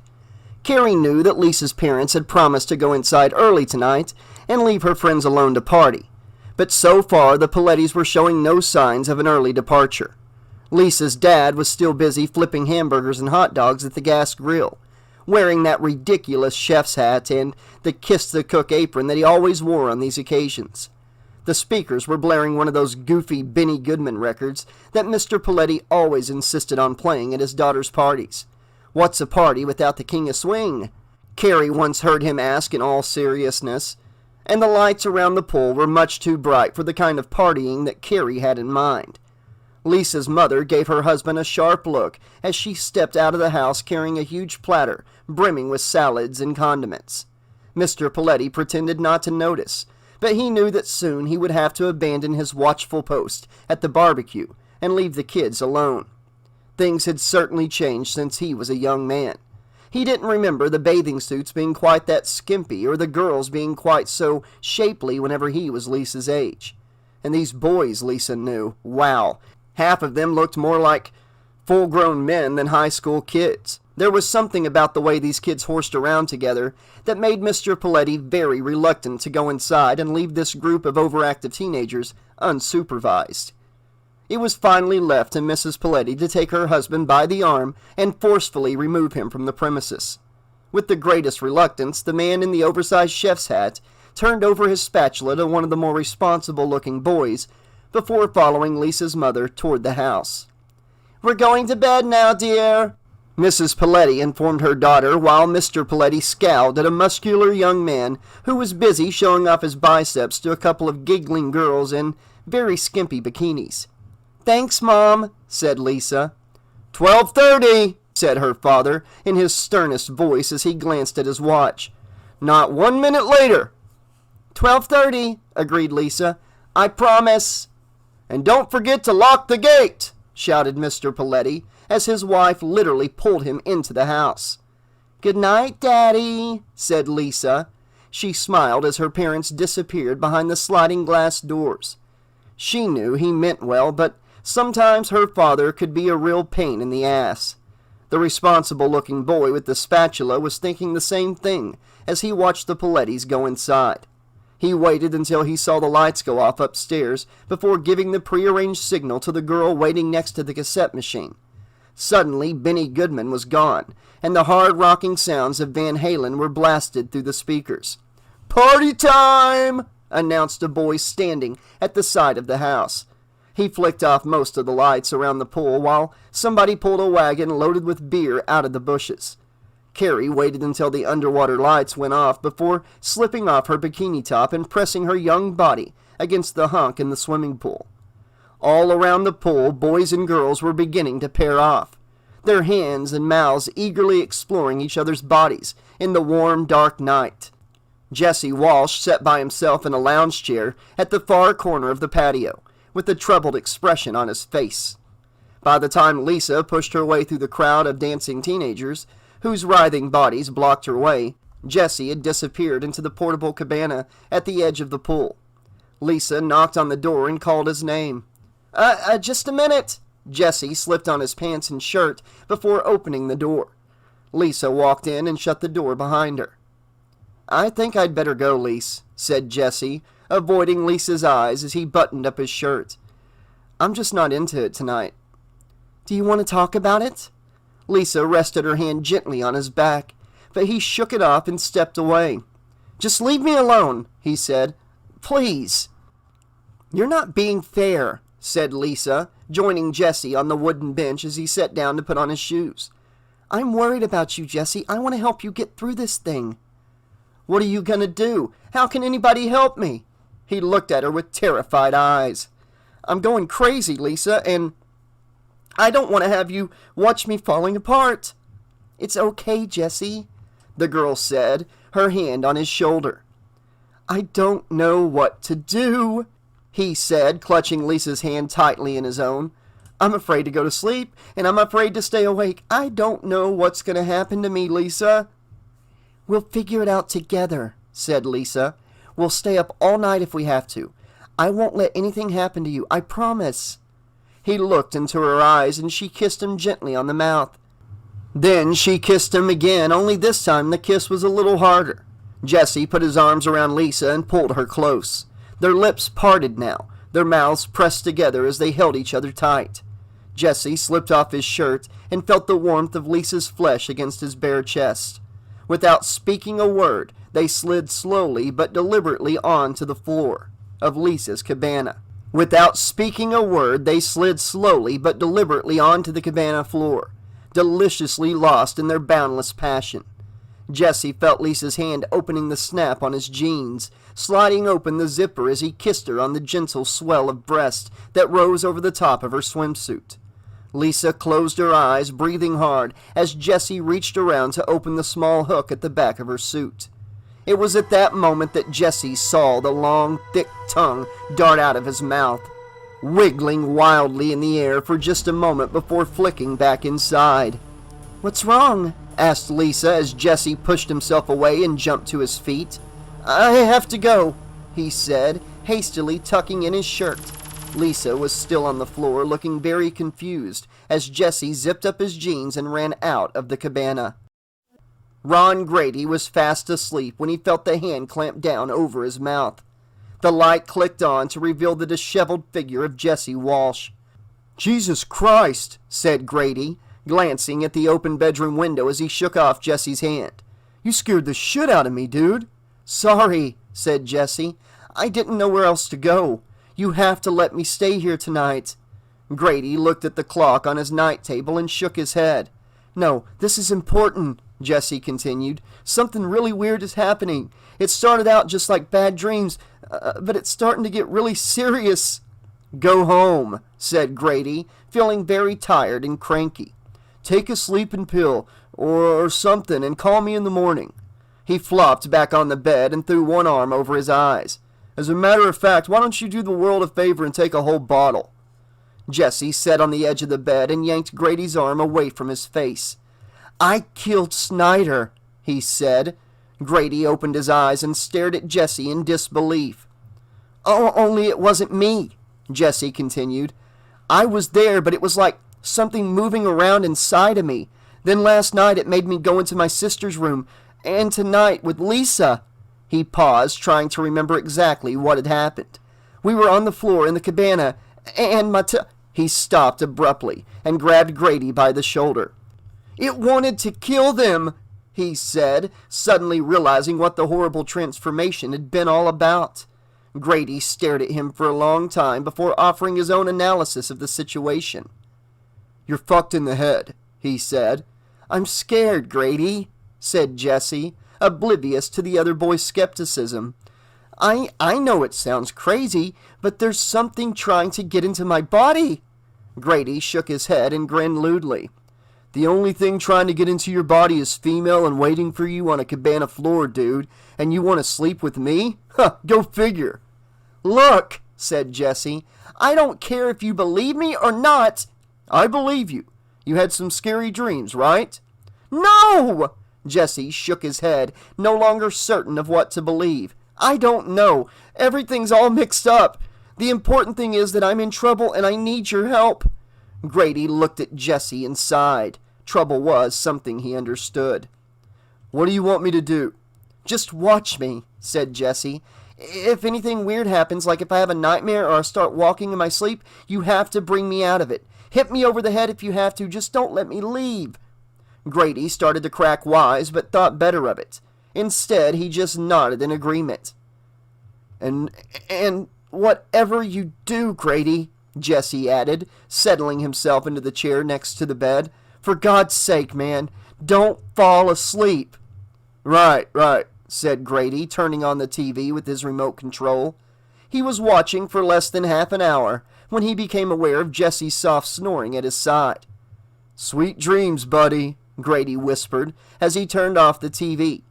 He watched Jesse sleeping peacefully for a moment and thought about what the boy had told him. It took Grady less than a minute to decide that only a real jerk would take Jesse's crazy stories seriously.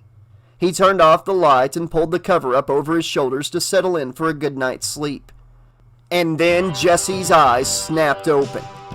"It's happening again," he said, flinging himself out of the chair and onto the floor. Grady was on his feet in an instant, but he didn't know what to do for the boy who was now twisting and writhing on his bedroom floor, clutching his stomach and flailing about in unbearable agony. Grady had never seen anyone throw a fit, but he knew that Jesse was suffering something far more intense than any ordinary seizure. From the look on his face, Grady guessed that Jesse felt like someone strapped into an electric chair at the moment the switch is thrown. "Jesse?" he said, feeling more helpless and frustrated than he ever had before in his life. But Jesse just rolled silently on the floor, his body contorted as if every fiber of his being were undergoing some excruciating transformation. Then slowly he raised his right hand, his fingers extended and spread far apart. Grady watched in horror as 4 razor-sharp blades emerged from within the tips of Jesse's fingers, like new teeth breaking through a baby's gums. Then, as if some crazed beast were tearing its way through his flesh, Jesse's skin began peeling away. Suddenly, his chest literally burst open as countless capillaries exploded in the air, a fine spray of blood forming a hazy crimson cloud around the figure that once was Jesse Walsh. And out of that cloud stepped a man in a filthy red and green sweater, an evil grin on the disfigured face beneath his battered fedora. For just one moment, Grady would have sworn that he saw Jesse's tormented expression covering the man's face like some obscene Halloween mask. Grady made a quick break for the door, but his speed was no match for that of the creature in the dirty sweater. Lifting Grady by the throat, he cackled wickedly while the boy struggled in vain to free himself from the monster's iron grip. Grady's parents were already at the door, pounding on the outside, while their son hung helplessly in the air on the other side. The Gradys were still trying to break the door down when they heard the first of their son's screams. They jumped back as 4 sharp and reddened blades ripped through the wooden door, the blood of Ron Grady oozing from the knife holes as if the door itself were bleeding. The blades wiggled free and then pierced the door again as Ron Grady screamed for the last time, his vital organs already shredded beyond any hope of repair. Inside the room, the man in the red and green sweater released his victim, watching as the boy's mutilated body slid lifelessly to the floor in a pool of his own blood.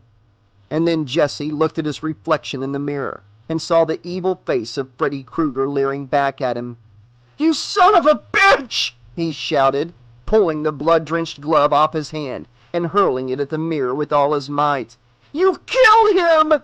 The mirror cracked, but the face in the mirror was still laughing maniacally as Jesse fled screaming into the night. Chapter 9. Lisa's party was still going strong when Jesse staggered to the Paletti's front door. "Oh my God!" said Lisa as Jesse collapsed in her arms, his clothes torn and dirty and covered with blood. "I killed him!" said Jesse, still trying to make sense of it. "I killed them both." Lisa held him tightly in her arms as the tears rushed to his eyes. "I killed Grady," he said. "I killed Grady, and I killed Schneider too, don't you see?" he said, his damp eyes widening with the horror of it. "The bastard is inside of me!" "What are you talking about, Jesse? Who's inside you?" "He's just waiting to take me," Jesse said, still gasping for breath after the long run from Grady's house. "He gets me when I fall asleep, don't you see?" "Who, Jesse?" Lisa persisted. "Who's waiting to get you?" "Krueger!" he said, spitting out the name like some foul curse. "Fred Krueger's been trying to get a hold of me ever since I moved here. He needs me to get out of his world and into ours. He's been using me all along, and he's gonna use me again." "This isn't happening," said Lisa, looking Jesse hard in the eye and trying to make him understand the absurdity of what he was saying. "This isn't happening, Jesse. You're just confused. It's Snyder, and the glove, and the diary." "No!" he shouted, pushing her away in frustration. "You don't understand what I'm telling you. He tried to make me kill Angela last night. Look at my hands." He held out his bloody hands and started to cry again. "I killed Grady," he repeated, trying desperately to make sense out of all the insanity. And then he realized the horrible truth. "He owns me," he said, staring at Lisa with eyes suddenly drained of all hope. But Lisa was not prepared to surrender. She took him to her arms and held him close, stroking his wild hair as she spoke. "Nobody's going to take you from me," she said, her voice soft and reassuring. "There's got to be a logical explanation for everything. Jesse, all we have to do is figure it out." Then she remembered something Nancy Thompson had written. "Wait a minute," she said, leading Jesse into the study. She reached into a desk drawer and pulled out the red leather-bound diary. "Listen to this," she said, flipping to the last entry. "He is evil itself," she read, her voice trembling with excitement. "I know now that I brought him into my world. We all did. Our screams gave him all the energy he needed. Now I'll take it back. Now I will deny him his energy." Lisa closed the book and held it up for Jesse to see. "Nancy wasn't crazy. All of this really happened." Jesse shook his head from side to side, unable to absorb whatever it was that Lisa was trying to tell him. "It's true," Lisa said. "You can fight him. Remember what I said about good energy and bad energy? Fred Krueger is bad energy. He thrives on our anger and our hatred and our fear. All we have to do is stop being afraid of him." Jesse was about to ask how they were supposed to do that when he suddenly felt the sharp pain in his stomach. "He's coming back!" he gasped, clutching his middle. "Get out of here, Lisa!" At that moment, every window in the house slammed shut and locked. The deadbolt on the front door slid into place with a loud snap. "Fight it, Jesse!" said Lisa, struggling not to be swallowed up by her own fear. Upstairs, Mr. Paletti sat up with a start as the latch on the bedroom door snapped shut. The temperature in the study had risen to well over 100 degrees. Lisa's clothes clung to her sweat-soaked body as she watched Jesse rolling in agony on the floor. "You created him," she said, shaking the boy and trying to make him understand. "You can destroy him. He lives off your fear, Jesse. You can fight him." "I can't," said Jesse, gasping for breath as Freddy struggled to push his way out. In the living room, the water in the aquarium had begun to bubble. 3 poached angelfish floated lifelessly to the surface. Outside, Carrie was surprised to see a steamy mist rising from the surface of the swimming pool. Across the patio, a tray full of hot dogs had suddenly burst into flames. Moments later, the bulbs in the Japanese lanterns around the pool began to explode. A couple who tried to escape discovered that someone had padlocked the iron gate around the patio. "You can't be afraid of him!" Lisa screamed as Jessie writhed on the floor. "The bastard doesn't even exist!" But even as she spoke, she saw the 4 razor-sharp blades that were gouging deep channels on the edge of the desk to which Jessie was clinging. The water in the aquarium came to a boil. The glass shattered, flooding the living room carpet with steaming water and dead fish. Then the TV came on for just a second before the picture tube exploded. "Damn door's jammed shut," Mr. Valetti told his wife, yanking on the doorknob. The clock radio at the side of the bed had slowly begun to melt. Meanwhile, the water in the swimming pool had reached the simmering point, and choppy waves were breaking against the sides of the pool. Carrie and her new boyfriend were trying to climb to safety, but they were driven back by the hot, stormy waters. Tears were streaming down Carrie's face as she felt her skin begin to blister in the heat. He can't fight me! Freddy told Lisa, rising from the floor with a look of triumph on his horribly scarred face. I'm Jesse now! And then the creature in the red and green sweater was on his feet, his finger knives gleaming in the lamplight. The awful glove swung toward Lisa, but the girl countered by catching the blades in the woolen afghan she snatched from the back of her mother's favorite chair. Before Freddy could plan his next attack, she lifted the heavy brass lamp from the top of the desk and brought it down over his head. As he stumbled backward, bellowing with rage, Lisa ran out of the study and slammed the door shut behind her. "Jesse!" she shouted, reaching the front door only to discover that it was locked from the outside. She turned to run the other way and collided with the charging figure of Fred Krueger. While Lisa lay on the floor catching her breath, Freddy grabbed her by the foot and sank his sharp teeth into her bare calf. Lisa screamed in pain and kicked him hard in the head with her other foot. She rolled away just as he brought down his steel talons, escaping to the kitchen while Freddy struggled to free his weapon from the oak floor in which it was now embedded.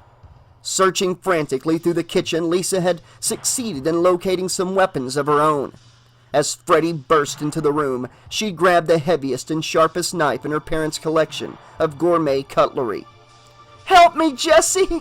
she called, the 14-inch butcher's knife clenched tightly in her fist. I said, I'm Jesse now! Repeated Freddy, raising his own sharp blades and clicking them menacingly in the air. He smiled at the girl as if to acknowledge that she had put up a good fight. Lisa shook her head slowly from side to side, struggling to find the courage to drive her knife deep into the monster's heart. And then she saw the change in Freddy's expression. Kill me, he pleaded. please! The voice coming from the creature's mouth slowly became Jesse Walsh's. Lisa stepped back and lowered the knife. Suddenly a wicked grin came over Freddy's face, and the hoarse voice that issued from his twisted lips was once again his own. Go ahead, Lisa, he croaked. Kill him! Kill him good! He stepped forward, and Lisa swung her knife at him. Freddy laughed and jumped back, the blade just inches from his chest. He attacked again, and this time Lisa drove her knife deep into the monster's shoulder. And now she was filled with rage, hating this grotesque beast for all the pain and suffering he had caused. Again and again she plunged her knife into Freddy's retreating form, slowly driving him back across the room. Then he spoke to her, his voice again that of Jesse. "Lisa," he said. "Lisa, I love you." She was crying now, her knife raised high as tears streamed down her cheeks. And then Freddy grabbed her wrist and Lisa knew that Jesse was gone. The knife fell from her hand as the monster tightened his grip, his own glistening blades raised high for the kill. "Please, God," she whispered, her eyes shut tight as she prepared to die. And then she opened her eyes and saw Freddy staring at her with a look that was more to be pitied than feared. They stood there for what felt like an eternity before the creature suddenly released her wrist and tossed her aside. "No!" he shouted in a tortured voice that was not quite Jesse's but not quite Freddy's either. Lisa was still lying where the creature had thrown her when he let out a scream of unbearable pain and flung himself through the glass patio door. And as the glass shattered into 1,000 shimmering pieces, Freddy Krueger disappeared. Meanwhile, the swimming pool ceased its violent swirling. Coughing and trembling, Carrie and her boyfriend climbed out, never before so happy just to be on dry land. Upstairs, the latch on the bedroom door snapped open. Mr. and Mrs. Paletti stepped into the hallway to breathe the cool, fresh air. The temperature throughout the house had dropped to a tolerable level almost as abruptly as it had risen. There was a long moment of silent relief as life suddenly returned to normal. And then the ground below the patio began to shake and rumble, and the horrible figure of Fred Krueger came crashing up from beneath the concrete. Lisa's friends screamed in terror as the sky suddenly darkened and the waters once again began to churn and boil. Freddy was laughing maniacally, his fingerknives raised high as he grabbed kids at random and tossed them kicking and screaming into the boiling waters. Boys and girls were running in every direction as Freddy lashed out wildly with his fingers of death. The patio was soon drenched with blood, and Lisa's guests began stumbling over the fallen bodies of their slashed and bloody friends in their desperate attempts to escape. Those who attempted to climb the chain-link fence surrounding the pool quickly discovered that the fence had turned as untouchably hot as the shrubbery that was bursting into flames at the side of the house. His dark eyes gleaming with evil joy, Freddy lifted one of the boys high over his head, swinging him in the air before sending him flying into the gas grill with a bone-shattering crash. A huge tongue of flame shot high into the air as Freddy gleefully slashed out at his helpless victims. "You're all my children now," Freddy said, his arms raised high overhead in triumph. Suddenly, a shotgun blast rang out from the living room, shattering the bowl of potato salad at Freddy's side. Several teenagers ducked for cover as Mr. Paletti raised his pump-action shotgun again and prepared to blow Fred Krueger's head off. "No!" screamed Lisa, knocking the barrel of the gun off target as the second shell exploded harmlessly into the cabana wall. "What the hell are you doing?" demanded Mr. Paletti, glaring angrily at his daughter. But Lisa was not looking at her father. Lisa was staring at the creature in the red and green sweater, who now studied her with an odd expression, halfway between utter contempt and undying gratitude. And then the sky lightened and the water stopped churning as the creature turned away and walked effortlessly through a brick wall. "Where the hell did he go?" asked Mr. Paletti, looking down only long enough to reload his shotgun. Lisa knew, but she didn't answer. By the time her father looked up, the girl was already gone. Chapter 10. The hardest part of Lisa's trip to the old powerhouse was getting Jesse's Falcon to start. Once she found the right wires to twist together and the right switches to throw in the makeshift car, it was relatively simple to wend her way along the twisted unlit roads that led to the abandoned generating plant. Lisa had no idea how the man in the red and green sweater would manage to transport himself to his beloved boiler room, but she knew beyond the shadow of a doubt that he would be there when she arrived. It was not until she pulled up to the building and shut off the engine that the wound in her leg began to throb. Lisa tore a strip of cloth from her shirt and wrapped it tightly around her calf where Freddy had bitten her before stepping out of the car. A pair of wild dogs blocked the entrance to the powerhouse. The beasts growled deep in their throats as Lisa approached, and she could see the thick string of saliva that hung down from the powerful jaws beneath their sharp teeth. "I'm not afraid," Lisa said aloud, forcing herself to believe her own words as she approached the heavy iron door. The growls turned to threatening barks as the dogs began snapping at Lisa's hands. "I said, I'm not afraid," she said again, ignoring the vicious beast and passing through unharmed. She was in the power plant now, but the huge building looked vastly different than it had on her previous visit with Jesse. This time the old pipes were alive with steam that leaked out from between rusty rivets and torn gaskets, and there was a constant pounding noise as the ancient expansion tanks steadily belched their rancid air. The room seemed bathed in an eerie blue light, and white-hot arcs of electricity flashed intermittently in the distant corners of the building. Lisa wondered how much of what she saw was illusion, and how much was real. Touching her fingers to a large steam pipe, she quickly discovered that the heat of the pipes was very real indeed.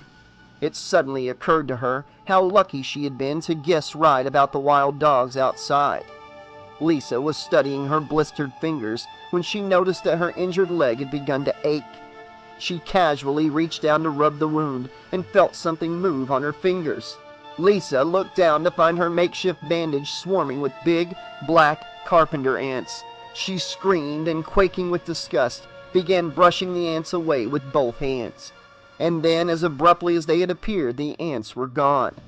Lisa stared at her blood-soaked bandage for a moment, took a deep breath, and continued her voyage into the bowels of the old boiler room. She was halfway up the rusted iron stairway leading to the catwalk when she thought she heard the horrible sound of metal scraping against metal. She whirled around, prepared for the worst. There was no one there. She continued to climb until she reached the walkway. There to greet her was the same giant rat she and Jesse had encountered on their previous visit. It fixed her with its evil red eyes and showed its pointy teeth. "I'm not afraid," she said, but this time she didn't believe her own words. The vicious creature who was about to leap at her was no illusion. And then a large black cat appeared from nowhere and pounced on the unsuspecting rat. The cat stared at Lisa with strange yellow eyes as it slowly devoured the rat, the rodent's tail protruding obscenely from its mouth, while it slowly munched on the rat with loud bone-crunching noises. Lisa felt herself on the verge of throwing up as she watched the rat's long tail slowly slide past the cat's pink lips and down its gullet. The cat chomped on its prey one more time, swallowed noisily, and then growled its satisfaction with a roar befitting a small mountain lion. Lisa gazed into the creature's demonic eyes for a moment and knew for sure that this was no ordinary pussycat. This was a pussycat that could devour a teenage girl as easily as it had consumed the rat. She turned and ran, her footsteps clanging noisily on the steel mesh flooring. She felt the catwalk begin to give way beneath her feet and grabbed hold of the iron handrail. Lisa was breathing hard now as she jumped to safety, running fast without knowing where she was going or what she would find when she got there. And then she saw Freddy Krueger and began to scream. You had your chance, he said, raising high his talon glove. Now you die! Lisa ducked just in time as the finger knife slashed out and scraped horribly against a steam pipe. She turned to run and saw that the walkway was now glowing, a steamy mist rising from its red-hot surface. There was nowhere to run. There was nowhere to hide. Come to me, Lisa, Freddy croaked, a twisting smile on his ugly face. I'm waiting for you! "Stop him, Jesse!" cried Lisa, fighting back her tears. "I know you're in there!"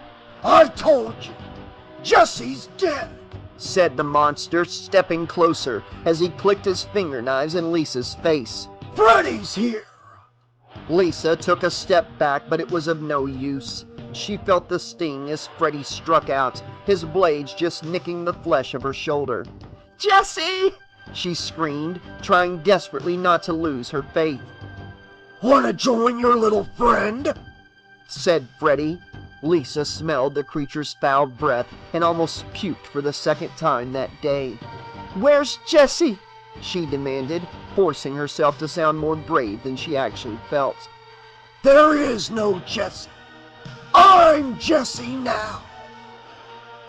"I want him back," she insisted. "Talk to me, Jesse. Jesse!" Freddy just laughed.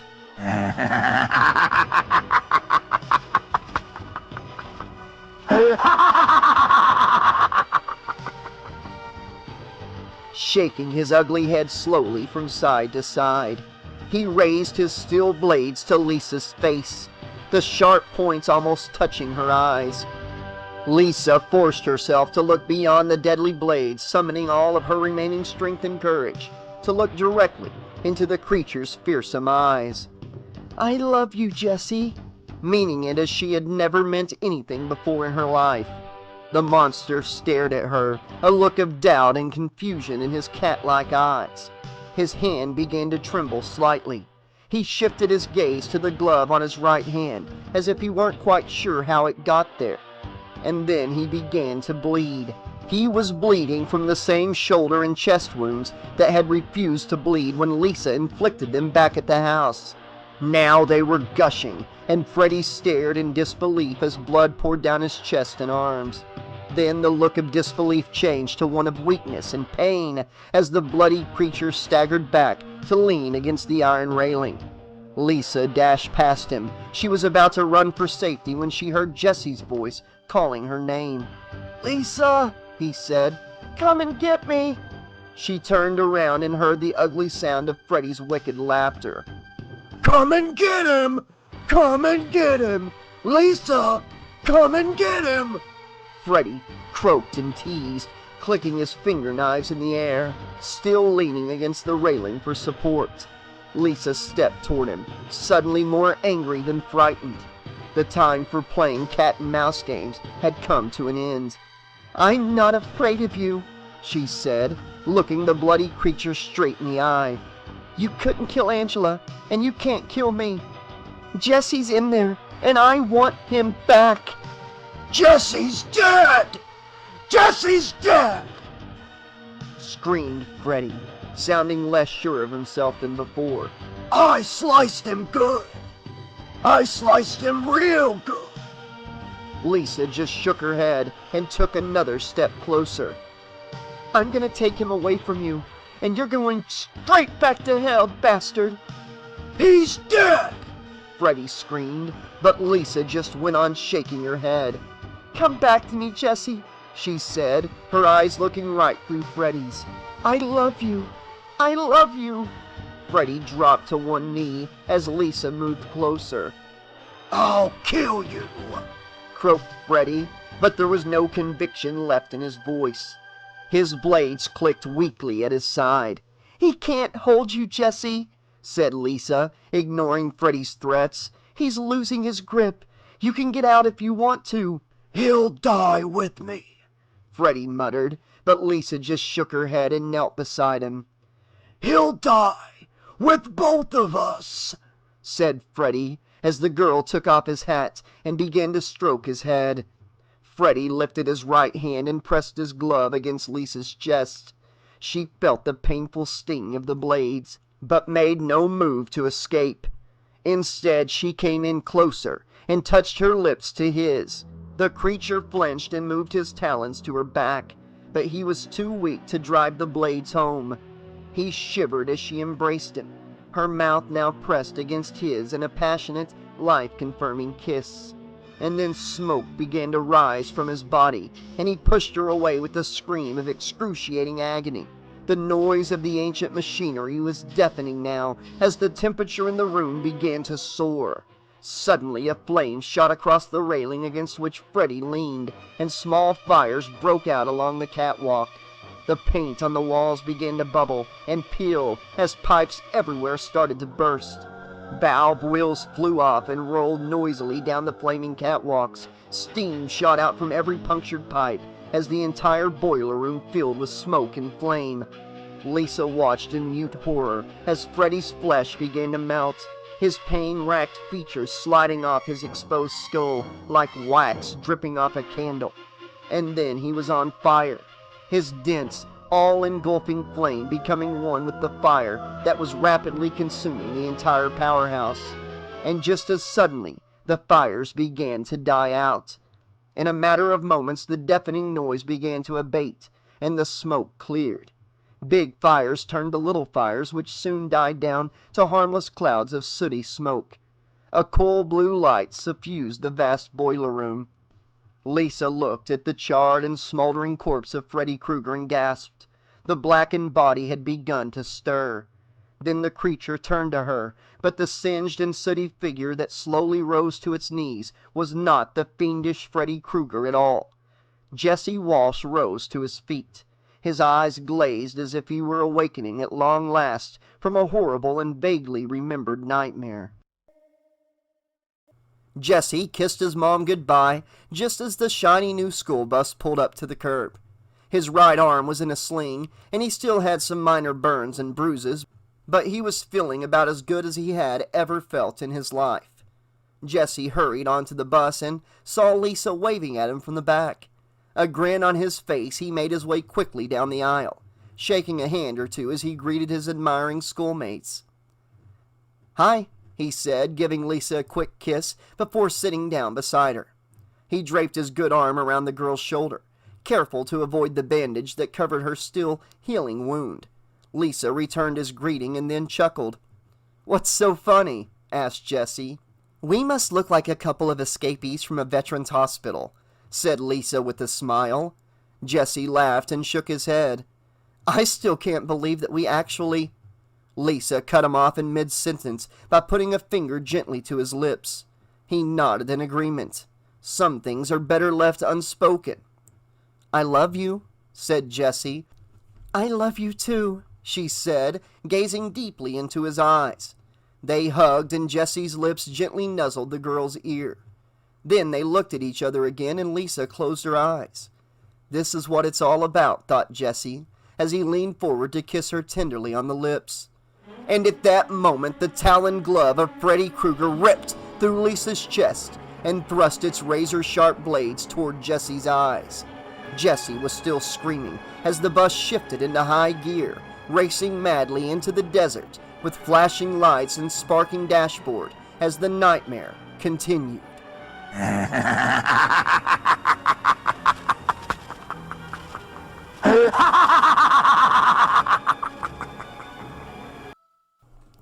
Okay, Slashaholics, this has been A Nightmare on Elm Street 2, Freddy's Revenge. The novelization by Jeffrey Cooper. Hope you've all enjoyed this novelization of the movie. It was pretty much a carbon copy of the film itself. It didn't have a bunch of differences like Part 3 did. I did notice a few slight differences, though, but nothing major, you know. This movie, the movie Nightmare 2, it's not my least favorite in the series. It's probably about mid-tier somewhere, closer to the end. But I don't hate the movie. It just changes all the roles. It's like the redheaded stepchild of the series. Really, this book has a lot more in common with the Freddy Krueger's Tales of Terror books, because in those books, it's Freddy possessing somebody in every book. I've done one of those on the channel. I'm going to be doing the other 5 very soon.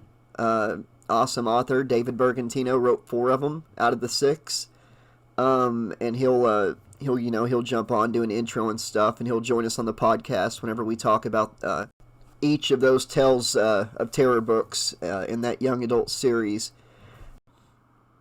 I gotta know, though, how did Jesse not get arrested? I mean, he had to leave DNA behind and stuff. At the end, he's all, like, happy. Well, it is a nightmare at the end, so I guess he could technically be in a jail cell somewhere having this nightmare about Freddy's glove coming out of Lisa's chest and then the bus taking off. Or, like Part 1, maybe the entire movie was just a nightmare that Freddy was putting him through for fun before killing him. Huh. That was always one of my biggest questions is, you know, how did he get away with it? You'd think he would have left DNA killing Grady, killing Schneider. Either that or they would have found Freddy Krueger's DNA. But yeah, maybe he is in a jail cell or sleeping, or maybe this whole thing was a nightmare. Anyways, man, I just don't know what I can really say more about Freddy's Revenge.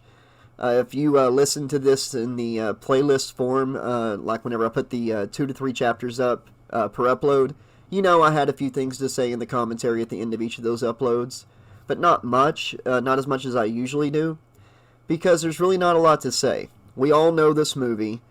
Very strange that it's the whole possession angle thing. A big difference from part 1.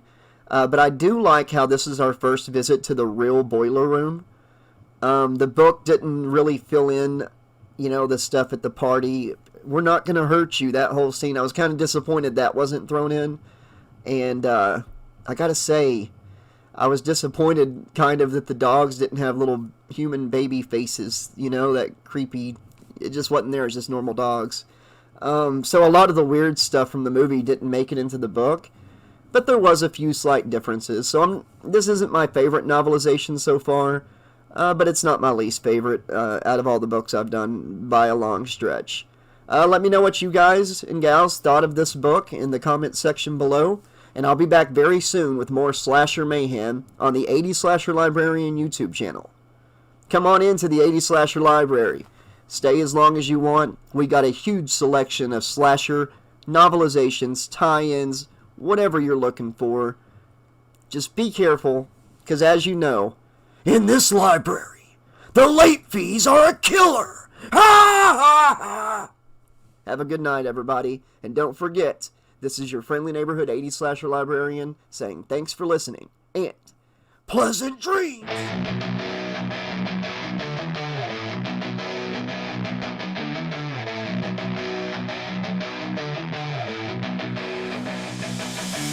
Horrid screams torn from page, mass killers trapped in their rage.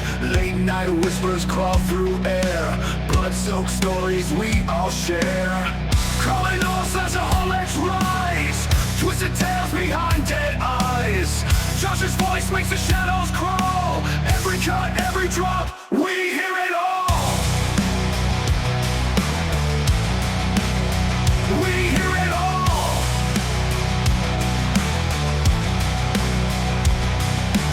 Freddy's laugh in the moonlight glow. Jason's machete moves too slow. Chucky's giggle, thick with sin. Michael waits for you to let him in. Calling all slashaholics rise, twisted tales behind dead eyes. Josh's voice makes the shadows crawl. Every cut, every drop, we hear it all. Freddy's laugh in the moonlight glow. Jason's machete moves too slow.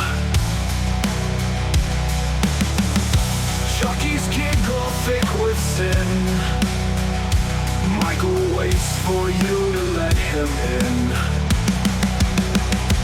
Calling all slashaholics rise, twisted tales behind dead eyes. Josh's voice makes the shadows crawl. Every cut, every drop, we hear it all.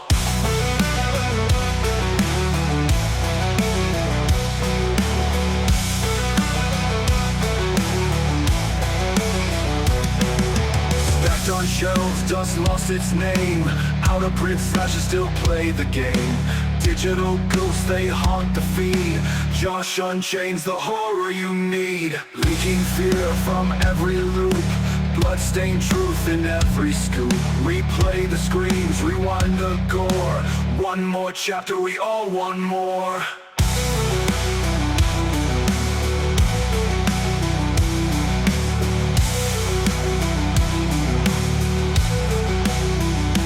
Leaking fear from every loop.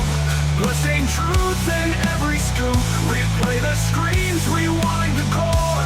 One more chapter, we all want more. We hear it all. We hear it all. We hear